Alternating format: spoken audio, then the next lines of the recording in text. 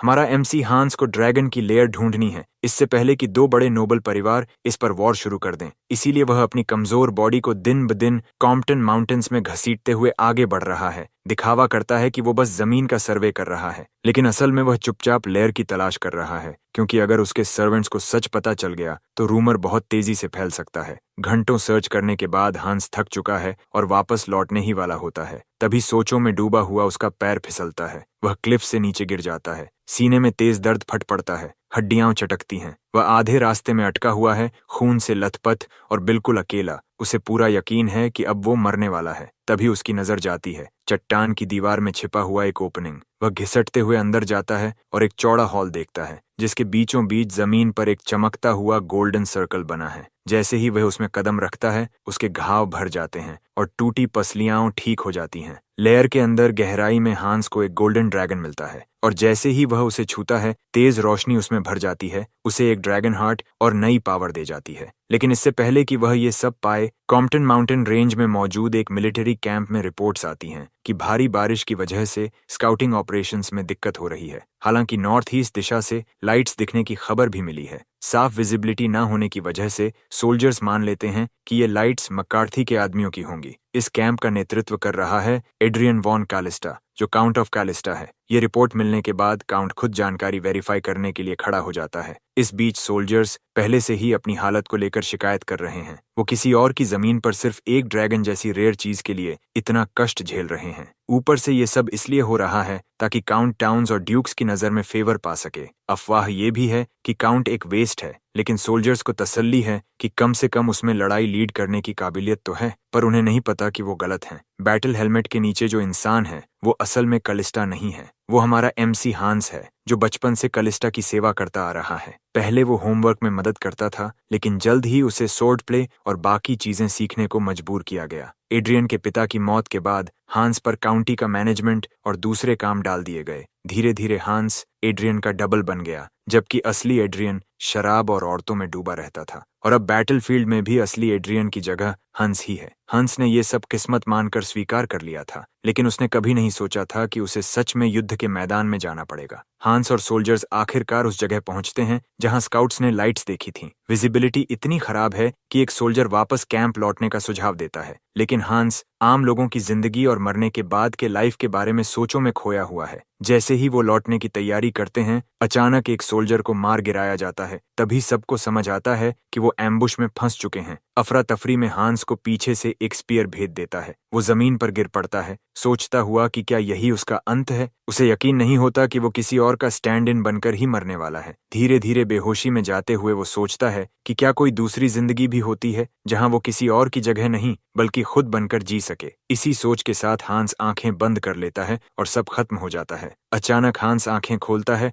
और देखता है कि एक मेड, मेलिंड, उसके सामने घुटनों के बल बैठी रो रही है। उसे समझ नहीं आता कि मेड यहाँ क्यों है और वो इतनी छोटी भी क्यों लग रही है। हांस चौंक जाता है जब मेड उसे माय लॉर्ड कहकर भीख मांगती है। तभी उसकी नजर अपने हाथ में पकड़े विप पर जाती है और चारों ओर देखकर उसे एहसास होता है कि वो एक रॉयल और बेहद खूबसूरत कमरे में है। वो आईने में देखता है और काउंट कलिस्टा का चेहरा दिखता है। वह तुरंत हाथ से केन गिरा देता है और अपना चेहरा पकड़ लेता है कि कहीं वो सपना तो नहीं देख रहा। वो दया भरी आंखों से मिलीन की तरफ बढ़ता है, लेकिन मिलीन डर के मारे हाथ उठा लेती है, जैसे उसे मारा जाएगा। हंस रुक जाता है और उससे पूछता है कि अभी कौन सा साल है। मिलीन जवाब देती है कि साल 853 है। ये सुनकर हांस को जोर का झटका लगता है और उसे सब समझ आने लगता है। वो किसी तरह काउंट कलिस्टा के शरीर में आ गया है, अपने पुराने मास्टर के, और इसके साथ ही समय 15 साल पीछे चला गया है। यकीन न करते हुए हांस बिस्तर पर गिर पड़ता है, सोचता हुआ कि यह हकीकत है या सपना। वो एक शानदार कमरे में है, चारों तरफ चमकती चीजें हैं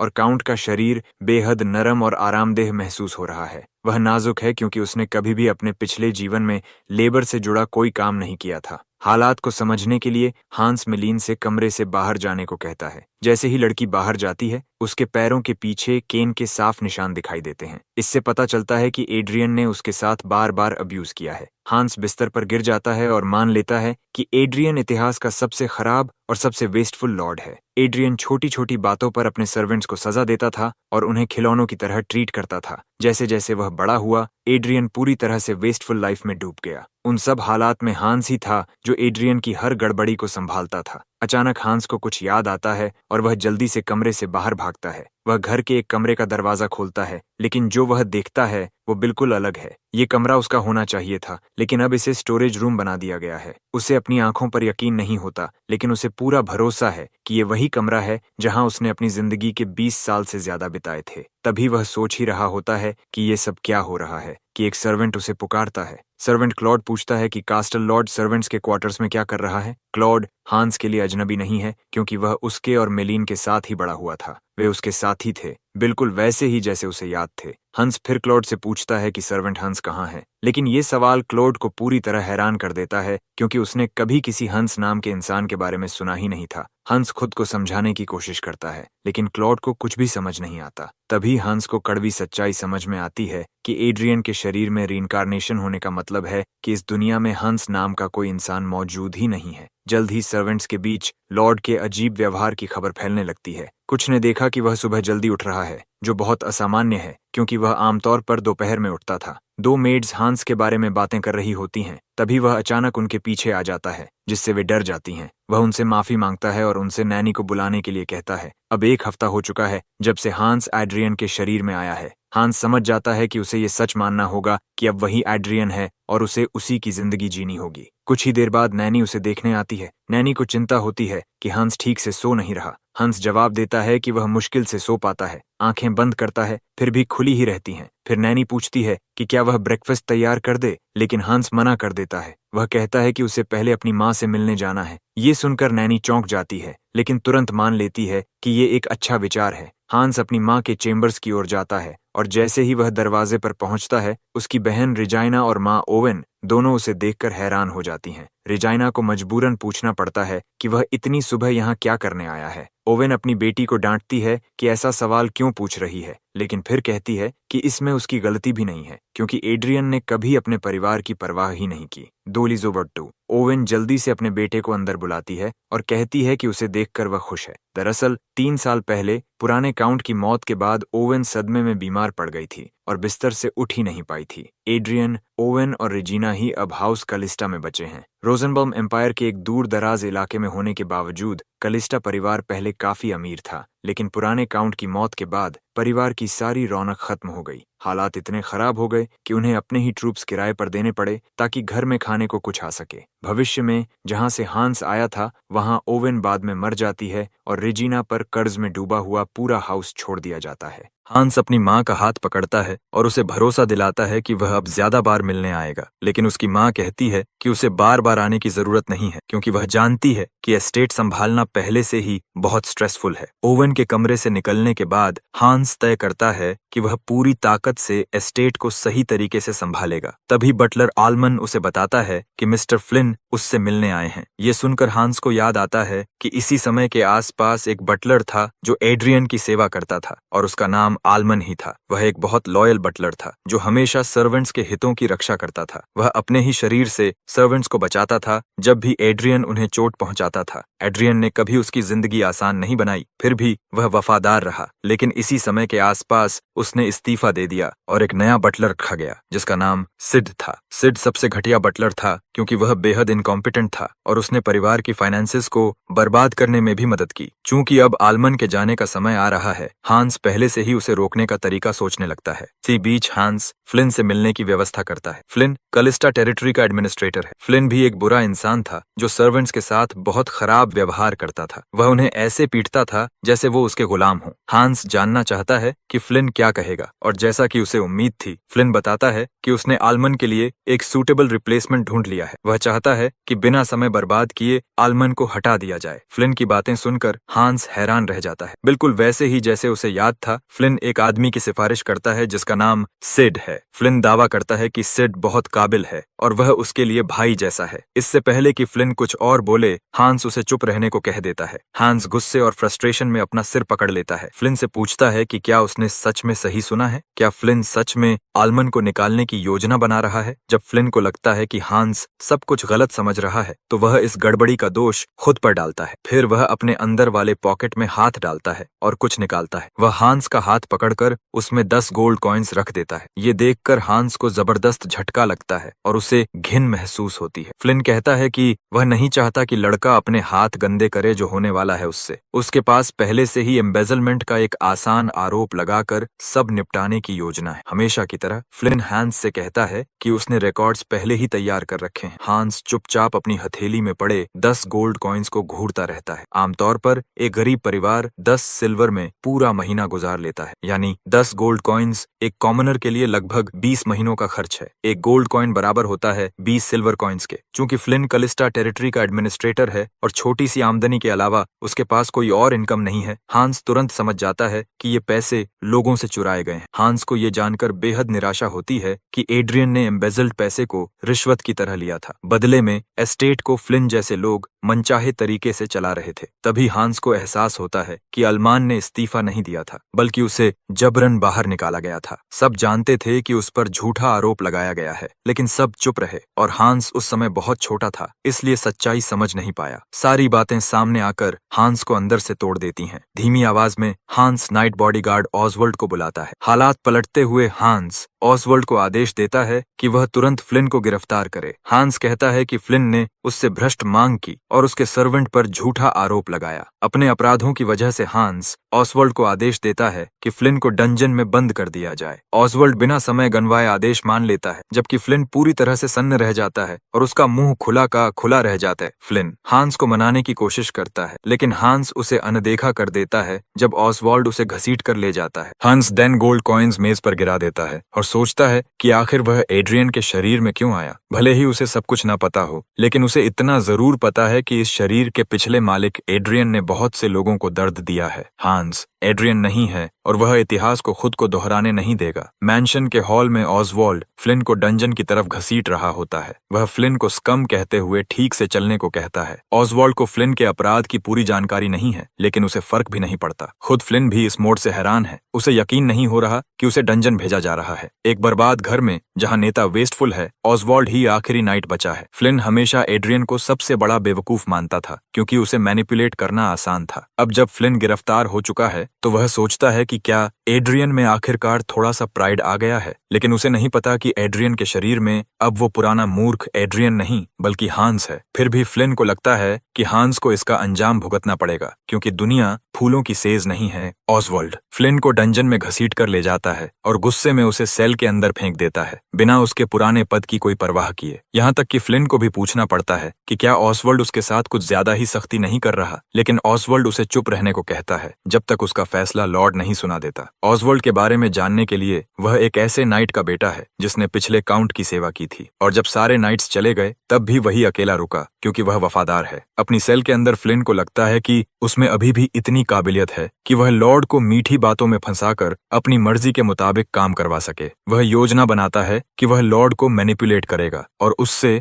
ऑसवर्ल्ड को निकालने के लिए कहेगा। फ्लिन को यकीन नहीं होता कि ऑसवर्ल्ड जैसा मामूली नाइट उसके सामने इतना रौब दिखा रहा है। अपने अनुभव के आधार पर फ्लिन कहता है कि एड्रियन सिर्फ एक 15 साल का लड़का है जो आलसी है और जिसकी समझ भी कमजोर है। वह हमेशा उसे टैक्सेस बढ़ाने के लिए उकसाता रहा है और एड्रियन हमेशा उसकी बात मानता रहा है। फ्लिन को लगता है कि आज एड्रियन बस थोड़ा खराब मूड में है और थोड़ी सी तारीफ उसे फिर से अपनी जेब में डाल देगी। फ्लिन अभ्यास करने लगता है कि वह लॉर्ड से कैसे बात करेगा जब वह उससे मिलने आएगा। वह सोचता है कि वह उसके साथ हंसेगा और जरूरत पड़ी तो घुटनों पर भी बैठ जाएगा। वह अपनी इस बेवकूफी भरी प्रैक्टिस के बीच ही होता है जब हांस वहां आ जाता है। हांस के खड़े होने के अंदाज से ही फ्लिन को शक होने लगता है कि क्या ये वही लड़का है जिसे वह पहले आसानी से मैनिपुलेट करता था। फ्लिन तुरंत घुटनों पर गिर जाता है और हांस से रहम की भीख मांगता है। ठंडे लहजे में हांस कहता है कि उसे दया की भीख मांगने की जरूरत नहीं है, क्योंकि उस पल से टेरिटरी में हर अपराध का फैसला ट्रायल्स के जरिए होगा। ट्रायल शब्द सुनते ही फ्लिन डर से कांपने लगता है। हांस पलट कर जाने लगता है और फ्लिन गिड़गिड़ाने लगता है। वह हमेशा की तरह हांस को मैनिपुलेट करने की कोशिश करता है। वह उसे याद दिलाता है कि वह हमेशा उसका वफादार रहा है, लेकिन हांस उसकी सारी बातें अनसुनी कर देता है और ऐसे चला आ जाता है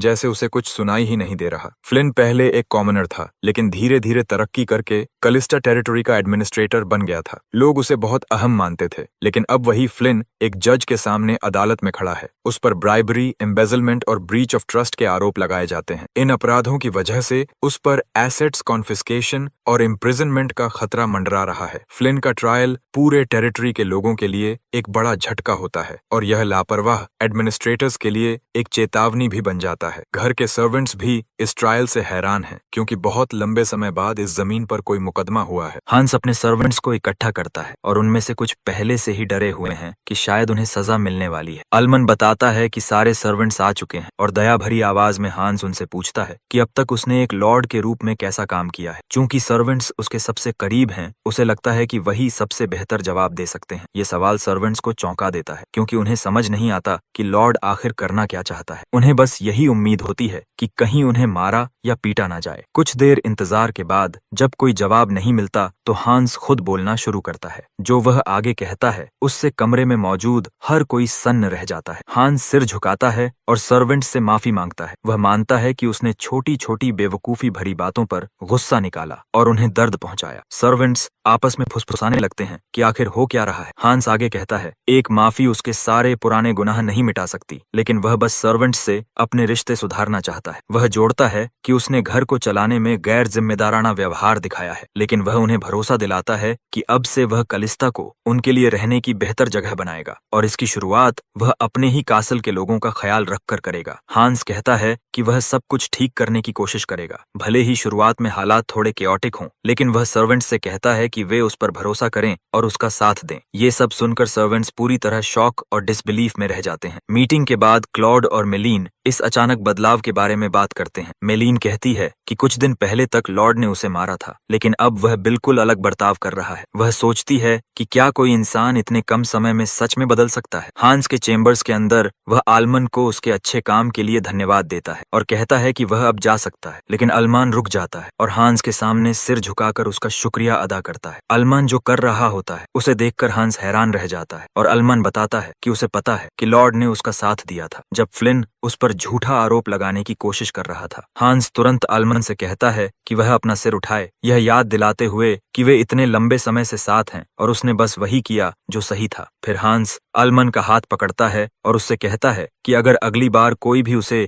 झूठे आरोप में फंसाने की कोशिश करे तो वह सीधे उसे आकर बताए। हांस की ये बातें सुनकर अल्मन को मानना पड़ता है कि लॉर्ड सच में बदल चुका है। अल्मन पिछले 10 सालों से लॉर्ड की सेवा कर रहा है और भले ही लॉर्ड का रूप वही है, लेकिन अल्मन को लगता है कि वह अब पूरी तरह अलग इंसान है। अपनी नई सोच के कारण अल्मन हांस के प्रति अपनी वफादारी की कसम खाता है और कहता है कि वह अब हमेशा उसका साथ देगा। उसी दिन बाद में हांस अपने कमरे की खिड़की के पास खड़ा होता है। वह अब तक हुई सारी बातों के बारे में सोचता है। उसे एहसास होता है कि उसे सिर्फ दूसरी जिंदगी ही नहीं मिली, बल्कि काउंट कालिस्टा का नोबल टाइटल भी मिल गया है। अब हांस पूरे कालिस्टा टेरिटरी को कंट्रोल करता है। इसके अलावा उसके पास फ्यूचर के 15 सालों का नॉलेज भी है। अच्छी बात यह है कि उसे एस्टेट चलाने का अनुभव पहले से है, क्योंकि पिछले जीवन में वही सब संभालता था। इसी नॉलेज को वह अपने फायदे के लिए इस्तेमाल करना चाहता है। पहला कदम यह है कि वह उन लोगों की रक्षा करे जो उसके अपने हैं। इनमें उसका बचा हुआ परिवार और सर्वेंट्स शामिल हैं। वह चाहता है कि इस जमीन पर हर कोई बिना स्टेटस की जंजीरों में बांधे अपनी जिंदगी जी सके, लेकिन हांस जानता है कि ये सब तब तक मुमकिन नहीं है जब तक टेरिटरी को बेहतर ना बनाया जाए। हांस गहराई से सोचने लगता है कि फ्यूचर से मिली कौन सी जानकारी उसकी इसमें मदद कर सकती है। तभी उसे ड्रैगन लेयर की अफवाहें याद आती हैं। ये सोचते ही हांस का चेहरा खुशी से चमक उठता है, क्योंकि उसे लगता है कि उसने असली जैकपॉट पकड़ लिया है, यानी वही ड्रैगन लेयर जिसे उसे ढूंढना है। इस एहसास के बाद हांस तुरंत हरकत में आ जाता है। वह अपने सर्वेंट्स को ऑर्गेनाइज करता है और ड्रैगन लेयर की तलाश शुरू कर देता है। कई दिनों तक खोज करने के बाद भी कोई नतीजा नहीं मिलता तो ओसवर्ल्ड हांस से आराम करने को कहता है, क्योंकि वह बेहद थका हुआ लग रहा होता है। लेकिन हांस रुकने को तैयार नहीं होता। वह सिर्फ ओसवर्ल्ड से पानी की एक पाउच लेता है और उसे पी जाता है। वह सबसे माफी मांगता है कि उन्हें इतनी मेहनत करनी पड़ रही है। कई दिन हो चुके हैं जब से हांस अपने सर्वेंट्स के साथ टेरिटरी का निरीक्षण कर रहा है और उसका रुकने का कोई इरादा नहीं है। सर्वेंट्स के लिए वह सिर्फ जमीन की जांच कर रहा है, लेकिन असल में वह चुपचाप ड्रैगन लेयर खोज रहा है। ड्रैगन्स को सबसे शक्तिशाली क्रीचर्स और सबसे बुद्धिमान डिवाइन बीइंग्स माना जाता है। हर ड्रैगन लगभग गॉड जैसा होता है, लेकिन वे बहुत पहले एक्सटिंक्ट हो चुके हैं। फिर भी जब भी उनका कोई हाइड आउट मिलता है तो वह सबका ध्यान खींच लेता है। ऐसा इसलिए क्योंकि ड्रैगन लेयर में आमतौर पर बेहिसाब खजाना होता है। हांस को पता है कि कॉम्पटन माउंटेन रेंज में एक ड्रैगन लेयर मिलने वाला है। रोजनबाल्म एम्पायर का मौजूदा एम्परर सिर्फ एक यंग पपेट है। असली ताकत दो फैमिलीज के हाथ में है, टाउनसन फैमिली और मकार्थी फैमिली। यही दोनों फैमिलीज एम्पायर का बैलेंस बनाए रखती हैं। कॉम्पटन माउंटेन इन दोनों ग्रेट हाउसेस की सीमा के बीच स्थित है और वहीं ड्रैगन लेयर मिलने वाला था। लेयर की ओनरशिप को लेकर दोनों फैमिलीज के बीच कॉन्फ्लिक्ट छिड़ गया था। कलिस्टा लैंड भी इसी बॉर्डर पर था और कलिस्टा फैमिली को मजबूरन अपनी ट्रूप्स भेजनी पड़ी थी। अब जब हांस पास्ट में आ चुका है, उसके पास लेयर खोजने के लिए पूरे 15 साल हैं। हांस अपने सर्वेंट से अलग होकर जंगल के अंदर और गहराई में दौड़ पड़ता है लेयर की तलाश में। कहा जाता है कि ड्रैगन्स सोने और जवाहरात के पहाड़ जमा करते हैं और ये खजाना इतना होता है कि उससे एक छोटा किंगडम भी खरीदा जा सकता है। हांस जानता है कि अगर उसने लेयर ढूंढ ली तो टेरिटरी की हालत पूरी तरह बदल सकती है, लेकिन लेयर की एग्जैक्ट लोकेशन किसी को नहीं पता। बस उसकी खोज की खबर दूर दूर तक फैली थी। कहा जाता है कि उसे एक हर्बलिस्ट ने खोजा था जो ओक फॉरेस्ट में रास्ता भटक गया था। उसने किस्मत से लेयर पाली थी। चूंकि लेयर को पहचानना आसान बताया गया है, हांस जानता है कि जैसे ही वह उसे देखेगा पहचान जाएगा। हांस खोज जारी रखता है, लेकिन कुछ घंटों बाद ही वह बुरी तरह थक जाता है। उसे ना लेयर मिलती है, ना ही कोई ऐसा सुराग जो उसे वहां तक ले जाए। हांस सोचने लगता है कि हर्बलिस्ट वाली अफवाह सच है या झूठ। चूंकि सूरज ढलने ही वाला होता है, वह वापस लौटने का फैसला करता है। उसे बहुत थकान महसूस हो रही होती है, जिससे साफ पता चलता है कि एड्रियन का शरीर कमजोर है। हंस तय करता है कि घर लौटकर वह एक्सरसाइज करेगा और अपने शरीर पर काम करेगा। इसी बीच सर्वेंट्स उसे पुकारने लगते हैं। हांस को अच्छा नहीं लगता कि वह सर्वेंट्स को इतना परेशान कर रहा है। वह सोचता है कि लेयर ढूंढने के लिए किसी से मदद मांग ले, लेकिन फिर खुद ही रुक जाता है क्योंकि वह लेयर को सीक्रेट रखना चाहता है। उसे अच्छी तरह पता है कि ड्रैगन लेयर का अस्तित्व सिविल वॉर तक भड़का सकता है, इसलिए उसे बहुत सावधान रहना होगा। तभी हांस सोचों में डूब जाता है और उसका पैर फिसल जाता है। वह एक क्लिफ से नीचे गिर जाता है, जमीन पर जोर से गिरता है और गंभीर चोटें लगती हैं, लेकिन वह किसी तरह बच जाता है। हांस क्लिफ के बीचों बीच अटका होता है और उसकी आंखों के सामने अंधेरा छा जाता है। उसकी पसलियां टूट चुकी हैं और उसे चिंता होती है कि अब वह वापस पहाड़ के ऊपर कैसे जाएगा। किसी तरह वह खुद को संभाल कर ऊपर चढ़ता है और तभी उसकी नजर पहाड़ में बने एक ओपनिंग पर जाती है। उस स्ट्रक्चर को देखकर हांस तुरंत समझ जाता है कि वह ड्रैगन लेयर तक पहुंच चुका है। लेयर बिल्कुल क्लिफ के बीच में बनी हुई होती है, जो अपने आप में बेहद अजीब जगह है। हांस मान लेता है कि यह एंट्रेंस किसी गार्डियन द्वारा इस्तेमाल की जाती होगी और गार्डियंस वही क्रीचर्स होते हैं जो ड्रैगन्स की रक्षा करते हैं। पहाड़ों की खतरनाक बनावट ही इस लेयर को इतने समय तक छिपाए हुए थी। हालांकि उसने लेयर ढूंढ ली है, लेकिन हांस को चिंता होती है कि वह वापस ऊपर कैसे जाएगा। उसे पता है कि ऑसवर्ल्ड के लिए यहाँ तक पहुंचना नामुमकिन है। हांस पहले ही सोचने लगता है कि शायद लेयर के अंदर जाकर ही उसकी मौत हो जाएगी। वह जैसे ही लेयर के भव्य हॉल में प्रवेश करता है, उसके बीचों बीच एक गोल्डन मैजिक सर्कल बना होता है। हांस उस मैजिक सर्कल में कदम रखता है और अचानक उसकी सारी चोटें भर जाती हैं। उसकी टूटी पसलियां भी ठीक हो जाती हैं। हांस इस खोज से पूरी तरह हिल जाता,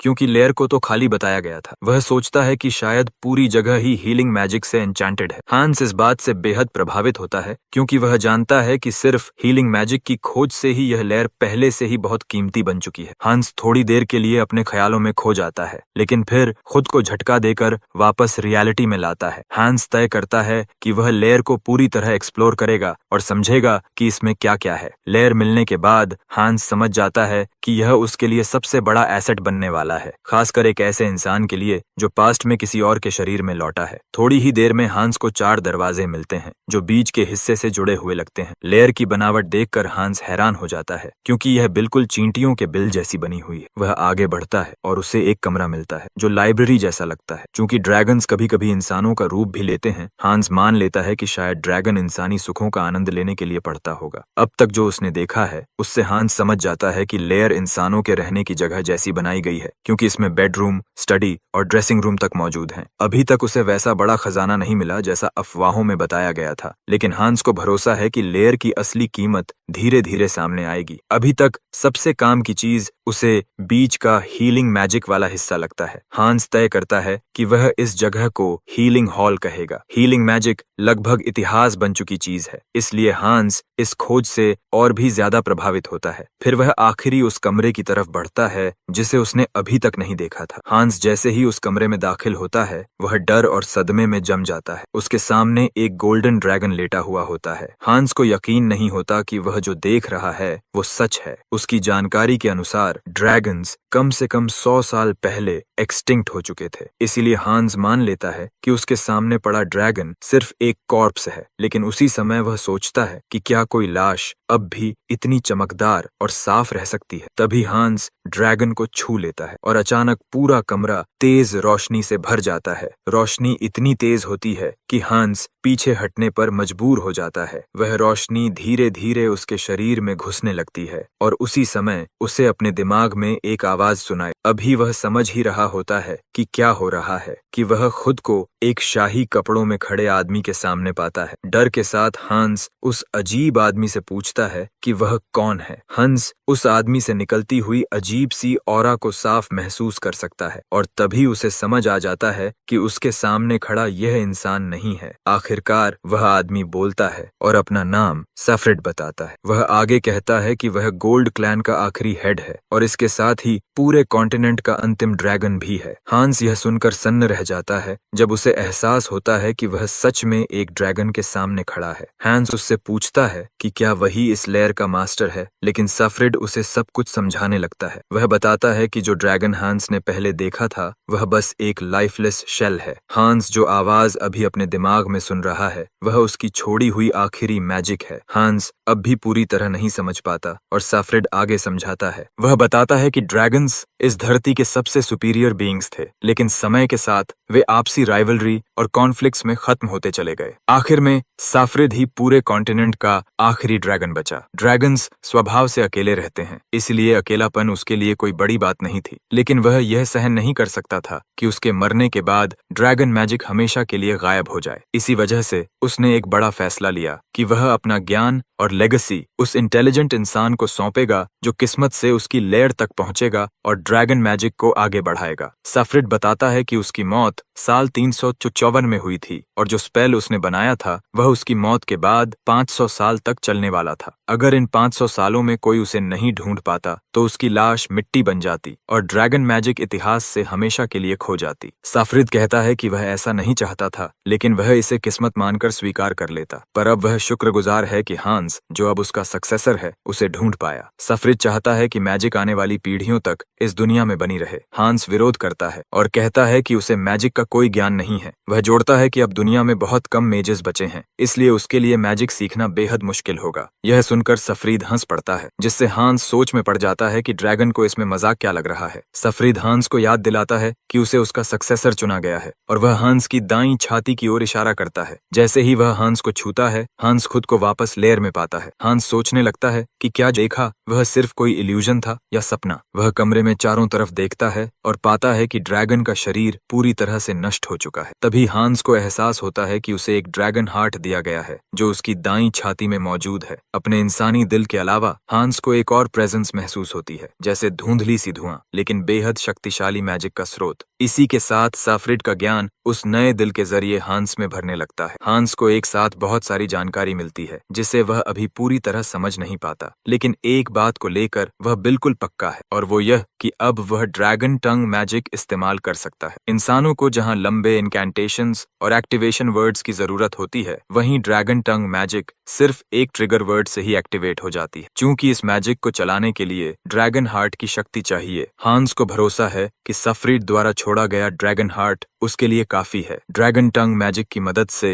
हांस फ्लाई नाम का एक्टिवेशन वर्ड बोलकर पहाड़ की चोटी तक पहुंच जाता है, लेकिन इतना करने में ही उसका सारा माना खत्म हो जाता है। ड्रैगन हार्ट अभी स्टेबल नहीं है, इसी वजह से उसका माना भी सीमित है। फिर भी हांस को चिंता नहीं होती, क्योंकि वह जानता है कि यह हार्ट धीरे धीरे उसके शरीर के साथ ग्रो करेगा और एक दिन हांस के पास इतनी शक्ति होगी कि वह डिवाइन पावर के करीब मैजिक इस्तेमाल कर सकेगा। आखिरकार हांस अपने सर्वेंट से फिर मिल जाता है, जो उसके गायब होने से बहुत परेशान थे। वे सब उसकी ओर दौड़ते हैं यह देखने के लिए कि वह ठीक है या नहीं। थोड़ी देर बाद हांस और सब लोग एस्टेट लौटने की तैयारी करते हैं। हांस खुश होता है कि उसे उससे कहीं ज्यादा मिल गया जितना वह ढूंढने निकला था। वह सिर्फ ड्रैगन लेयर खोजने गया था, लेकिन लौटा एक ड्रैगन के सक्सेसर बनकर। हांस को फिर सफ्रेड की कही हुई बात याद आती है कि उसका स्पेल 500 साल तक चलने वाला था। ड्रैगन की मौत के साल को मौजूदा साल से घटाकर हांस समझ जाता है कि अगर वह सिर्फ 1 साल देर कर देता तो ड्रैगन की पूरी लेगेसी हमेशा के लिए खो जाती। हांस को याद आता है कि उसके पिछले जीवन में ड्रैगन 15 साल बाद खोजा गया था। मतलब उस समय मैजिक पहले जैसी नहीं रही थी। आमतौर पर ज्यादातर मेजेस अपनी पूरी जिंदगी में फर्स्ट या सेकंड सर्कल से आगे नहीं बढ़ पाते, और जो लोग फिफ्थ सर्कल तक पहुंच जाते हैं उन्हें आर्क मेजेस कहा जाता है। तभी ओसवाल्ड घुटनों पर बैठ जाता है और माफी मांगता है, क्योंकि वह खुद को दोषी मानता है कि उसने लॉर्ड का ठीक से ध्यान नहीं रखा। यहाँ तक कि हांस की बहन भी बूढ़े आदमी को दोष देती है, लेकिन हांस सबको शांत करते हुए कहता है कि वह बिल्कुल ठीक है। किसी तरह हांस अपने कमरे तक पहुंचता है और राहत की सांस लेता है। वह जानता है कि ओसवाल्ड सिर्फ लॉयल्टी की वजह से रुका हुआ है, और यही बात बटलर आल्मन पर भी लागू होती है। हांस खुश है कि उसके पास आल्मन और ओसवाल्ड जैसे लोग हैं, क्योंकि वह जानता है कि ये दोनों हमेशा उसके साथ खड़े रहेंगे। हांस फिर आल्मन को अपने चेम्बर्स में बुलाता है और कुछ ही देर में आल्मन वहां पहुंच जाता है। हांस देर रात बुलाने के लिए उससे माफी मांगता है और उससे सर्वेंट लिस्ट और सैलरी लेजर के बारे में पूछता है, जिसे बनाने के लिए उसने उसे टूर पर जाने से पहले कहा था। आल्मन उसे भरोसा दिलाता है कि सब तैयार है, लेकिन वह हैरान होता है कि क्या लॉर्ड अभी ही उन्हें देखना चाहता है। वह हांस को याद दिलाता है कि काफी रात हो चुकी है, और ऊपर से उसे हांस के एक्सीडेंट की खबर भी मिली थी। लेकिन हांस कहता है कि वह ठीक है और अल्मान को डॉक्यूमेंट्स लाने के लिए कहता है। अल्मान अब भी उसे आराम करने के लिए समझाने की कोशिश करता है, लेकिन हंस अपनी बात पर अड़ा रहता है। उसके लिए सर्वेंट्स की भलाई सबसे ज्यादा जरूरी है, इसलिए वह हर चीज तुरंत संभालना चाहता है। यह समझकर कि हांस को मनाना बेकार है, अल्मन दस्तावेज लाने के लिए मान जाता है। कुछ देर बाद हांस अपनी जेब में हाथ डालता है और कुछ गोल्ड कॉइन्स निकालता है। फिर वह आल्मन से पूछता है कि क्या वह ग्रेस के बारे में जानता है। उधर क्लॉड एक मार्केट वुमन लोइन के पास जाता है ताकि उससे ऑर्डर्स दे सके।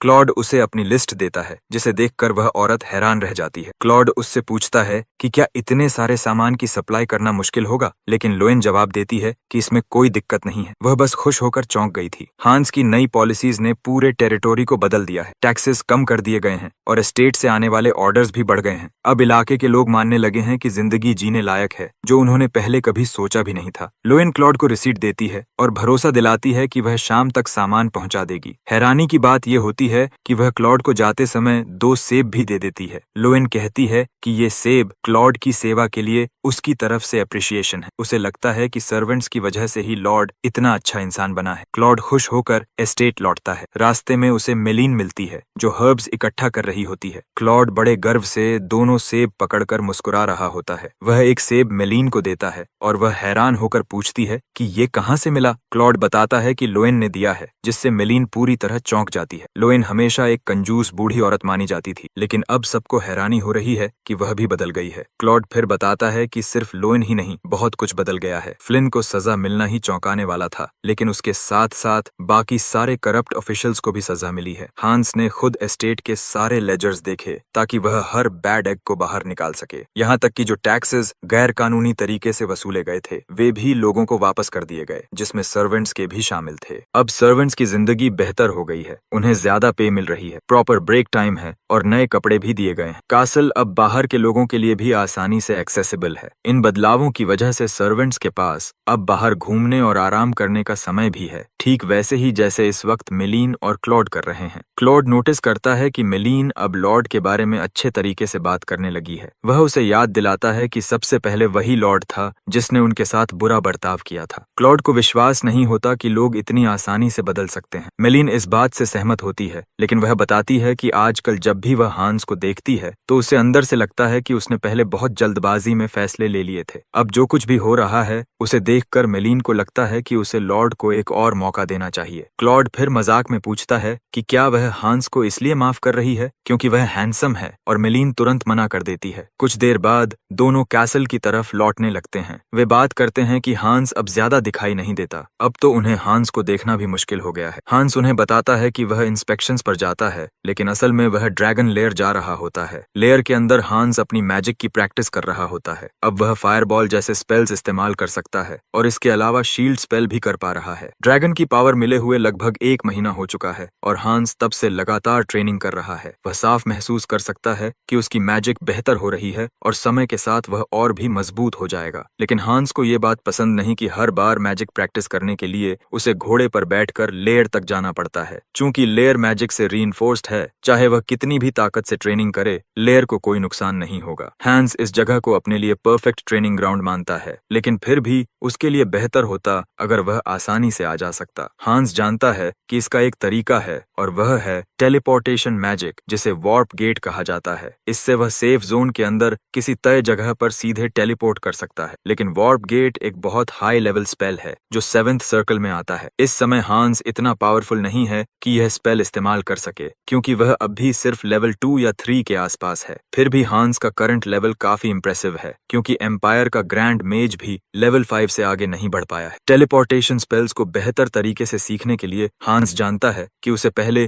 3 सर्कल का शॉर्ट रेंज टेलीपोर्टेशन स्पेल सीखना होगा, जिसे ब्लिंक कहा जाता है। वह कई दिनों से इसकी कोशिश कर रहा है, लेकिन हर बार गिर जाता है। फिर हांस एक बार और कोशिश करता है और हैरानी की बात यह होती है कि इस बार स्पेल पहली बार काम कर जाता है। हांस अपनी जगह से थोड़ा आगे पहुंच जाता है। वह अपनी इस छोटी सी सफलता पर खुश ही हो रहा होता है कि अचानक सब कुछ सफेद हो जाता है। उसे ड्रैगन हार्ट से अजीब सा डिस्कम्फर्ट महसूस होता है। जब वह ऊपर देखता है तो साफ्रिड उसके सामने खड़ा होता है। ड्रैगन हांस की मेहनत की तारीफ करता है। साफ्रिड बताता है कि अब हांस बिगिनर लेवल से आगे निकल चुका है और रिवॉर्ड के तौर पर वह लेयर का एक नया हिस्सा अनलॉक कर देता है ताकि हांस और आगे बढ़ सके। वह जोड़ता है कि हंस जितना आगे बढ़ेगा उसे उतनी ही ज्यादा काम की चीजें मिलेंगी। हांस साफ्रिड से पूछता है कि उसने सारे ट्रेजर्स छुपाकर क्यों रखे थे। ड्रैगन बताता है कि यह उसका तरीका था, यह सुनिश्चित करने का कि कोई लालची इंसान लेयर के खजाने तक ना पहुंच सके। साफ्रिड हांस से कहता है कि वह लगातार ग्रो करता रहे ताकि ड्रैगन मैजिक इस दुनिया में जिंदा रह सके। साफ्रिड से बात करने के बाद हांस समझ जाता है कि ड्रैगन झूठ नहीं बोल रहा था। हांस को एक ऐसा कमरा मिलता है जो मैजिक से छुपाया गया था और उसके अंदर ढेर सारे ट्रेजर्स होते हैं। इससे यह अफवाह भी सच साबित हो जाती है कि ड्रैगन लेयर खजानों से भरी होती है। ट्रेजर्स के अलावा हांस को साफ्रिड की बात याद आती है कि जैसे जैसे वह आगे बढ़ेगा और भी खजाने अनलॉक होंगे। हांस को उस कमरे में एक किताब मिलती है जो आर्टिफैक्ट्स के बारे में होती है। आर्टिफैक्ट्स वो चीजें होती हैं जिनमें मैजिक भरी होती है और वह मैजिक हमेशा के लिए उनमें रहती है। अब आर्टिफैक्ट्स बहुत रेयर हो चुके हैं क्योंकि दुनिया में मैजिक लगभग खत्म हो चुकी है और हांस के मौजूदा लेवल पर वह खुद आर्टिफैक्ट्स बनाने में सक्षम भी नहीं है। जब वह किताबें देखता है तो उसे समझ आता है कि शेल्व्स पर रखी सारी चीजें असल में आर्टिफैक्ट्स ही हैं। उस कमरे में कुल 10 आर्टिफैक्ट्स होते हैं और हर आर्टिफैक्ट के साथ एक किताब होती है जो उसके बारे में डिटेल में बताती है। इन किताबों की मदद से हांस उन आर्टिफैक्ट्स को चुन सकता है जो उस समय उसके लिए सबसे ज्यादा यूजफुल हैं। पहला आर्टिफैक्ट जो वह चुनता है उसका नाम स्प्रिंग आफ्टरनून होता है। यह आर्टिफैक्ट एक 7th सर्कल आर्चमेज ने अपनी बीमार पत्नी के लिए बनाया था। इस आर्टिफैक्ट में हीलिंग मैजिक भरी हुई होती है। हालांकि हीलिंग मैजिक बहुत ज्यादा एफिशिएंट नहीं होती, लेकिन इस आर्टिफैक्ट का इफेक्ट वाइटैलिटी को बढ़ाता है और हांस जानता है कि यह उसकी बीमार माँ के लिए बहुत फायदेमंद होगा। दूसरा आर्टिफैक्ट जो हांस चुनता है उसका नाम डांस ऑफ शैडोज है। यह आर्टिफैक्ट रेड ड्रैगन बैरिस्टस्टीन द्वारा बनाया गया था। देखने में यह आर्टिफैक्ट काफी सिंपल लगता है, लेकिन इसका असर बेहद खतरनाक है। हंस इसे पहनता है और उसके चारों ओर एक लाल ऑरा बन जाती है। इस आर्टिफैक्ट में एक बेहद एडवांस्ड कंसीलमेंट स्पेल भरी हुई है जो पहनने वाले को लगभग इनविंसिबल बना देती है। हंस आईने के सामने खड़ा होता है, लेकिन उसमें कुछ भी दिखाई नहीं देता, यहाँ तक कि उसके कदमों की आवाज भी पूरी तरह गायब हो जाती है। हंस को ऐसा लगता है जैसे इस आर्टिफैक्ट के साथ उसका शरीर बिल्कुल वेटलेस हो गया हो। आर्टिफैक्ट्स की खोज से हंस बेहद उत्साहित हो जाता है क्योंकि ये सच में बहुत काम की चीजें साबित हो रही हैं। तीसरा आर्टिफैक्ट जो हंस चुनता है उसका नाम ब्रेथ ऑफ अर्थ है। यह आर्टिफैक्ट सांप के आकार में बना हुआ है और यह अकेला ऐसा आर्टिफैक्ट है जिसे खुद साफ्रिड ने बनाया था। यह आर्टिफैक्ट हांस की सबसे बड़ी कमी को पूरा करता है और वह है टेलीपोर्ट करने की एबिलिटी। इस आर्टिफैक्ट की मदद से हांस वार्प एबिलिटी इस्तेमाल कर सकता है। वार्प इफेक्ट की कोऑर्डिनेट्स सीधे लेयर पर सेट हैं। इसके साथ हांस जान जाता है कि अब वह अपनी बहन और आलमन की नजर में आए बिना आसानी से कैसल से निकल सकता है। डिस्टेंस की प्रॉब्लम खत्म होने के बाद हांस को भरोसा है कि अब उसकी ट्रेनिंग पहले से कहीं ज्यादा आसान हो जाएगी। हांस मानता है कि वह अब तक की ट्रेनिंग का हर पल एंजॉय कर रहा है। दिन की ट्रेनिंग के बाद हांस अपने घोड़े पर बैठता है और वापस कैसल की तरफ निकल पड़ता है। उसे अच्छी तरह पता है कि यह उसका आखिरी सफर होगा माउंटेन कॉम्पटन तक, क्योंकि अब उसके पास टेलीपोर्ट करने वाला आर्टिफैक्ट है। हांस को राहत मिलती है कि पहाड़ सुनसान है, लेकिन वह यह सोच ही रहा होता है कि तभी उसे सामने ट्रूप्स दिख जाते हैं। पहाड़ों पर सोल्जर्स देखकर हांस चौंक जाता है। हांस खुद को टेरिटरी का लॉर्ड बताता है और ट्रूप लीडर से पूछता है कि उसने बिना सूचना दिए किसी और की जमीन जमीन में सोल्जर्स क्यों भेजे? सैनिकों का नेतृत्व कर रहा नाइट हांस से बेहद रूखे तरीके से बात करता है और उसे एक बच्चा कहकर बुलाता है। वह दावा करता है कि उसने कलिस्टा के लॉर्ड के बारे में जो सुना था कि वह एक बच्चा है, वह सब सच निकला। फिर वह अपना परिचय देता है, काउंट पीट रॉस, फर्स्ट इंपीरियल नाइट्स का कमांडर। हांस को पीट का उसे बच्चा कहना बिल्कुल पसंद नहीं आता। हांस पीट को याद दिलाता है कि भले ही वह कैपिटल से आया हो, लेकिन वे दोनों काउंट्स हैं और उनका रैंक और अथॉरिटी बराबर है। रिवाज के मुताबिक उन्हें उम्र का फर्क होने के बावजूद एक दूसरे से सम्मान से बात करनी चाहिए। पीट यह देखकर हैरान रह जाता है कि हांस बिना डरे उसे चैलेंज कर रहा है। इसके बाद हांस उससे पूछता है कि वह कलिस्टा में आखिर आया क्यों है। पीट कहता है कि उसके पास ज्यादा समय नहीं है, इसीलिए वह सीधे मुद्दे पर आता है। पीट बताता है कि काउंट ऑफ रॉड्रिगेज ने रिबेलियन शुरू कर दी है। वह और उसके सोल्जर्स उस काउंट का पीछा कर रहे हैं ताकि उसे पकड़कर एग्जीक्यूट किया जा सके। पीट एम्परर की मुहर लगी हुई एक चिट्ठी निकाल कर दिखाता है ताकि साबित कर सके कि वह झूठ नहीं बोल रहा। रॉयल डिक्री के अनुसार हांस को भी उनके साथ कोऑपरेट करना होगा और कलिस्टा की रिसोर्सेज का इस्तेमाल करके उस आदमी को ढूंढने में मदद करनी होगी। जैसे ही हांस यह नाम सुनता है, उसे याद आ जाता है कि वह लाकिया दे रोड्रिगेज को जानता है। लाकिया एक युवा लड़का था जो 16 साल की उम्र में ही सबसे बड़ा सोर्ड प्रोडिजी बन गया था और जल्दी ही सोर्ड मास्टर के रैंक तक पहुंच गया था। लेकिन वह अपने परिवार के ट्रीजन में फंस गया और उसका अंत बेहद दुखद हुआ। कहा जाता है कि लाकिया और एम्परर बचपन से ही बहुत अच्छे दोस्त थे। सब कुछ तब बदल गया जब वह युवा राजकुमार एम्परर बना। दो बड़ी फैमिलीज मैकार्थी और टाउनसेंड ने उस भोले भाले एम्परर को अपने हिसाब से चलाना शुरू कर दिया। उन्होंने उन लोगों को हटाना शुरू कर दिया जो एम्परर का साथ देते थे। उसी समय रॉड्रिगेज पर झूठा आरोप लगाया गया। वह उसी दौरान मर गया, लेकिन 5 साल बाद यह सामने आया कि वह पूरी तरह निर्दोष था। उसके सारे आरोप हटा दिए गए, लेकिन तब तक बहुत देर हो चुकी थी क्योंकि उसका पूरा परिवार खत्म हो चुका था। उसके बाद सिर्फ एम्पायर का शोक बचा था, एक मासूम आत्मा और एक युवा जीनियस के लिए जो पावर स्ट्रगल का शिकार बन गया था। यह सब जानते हुए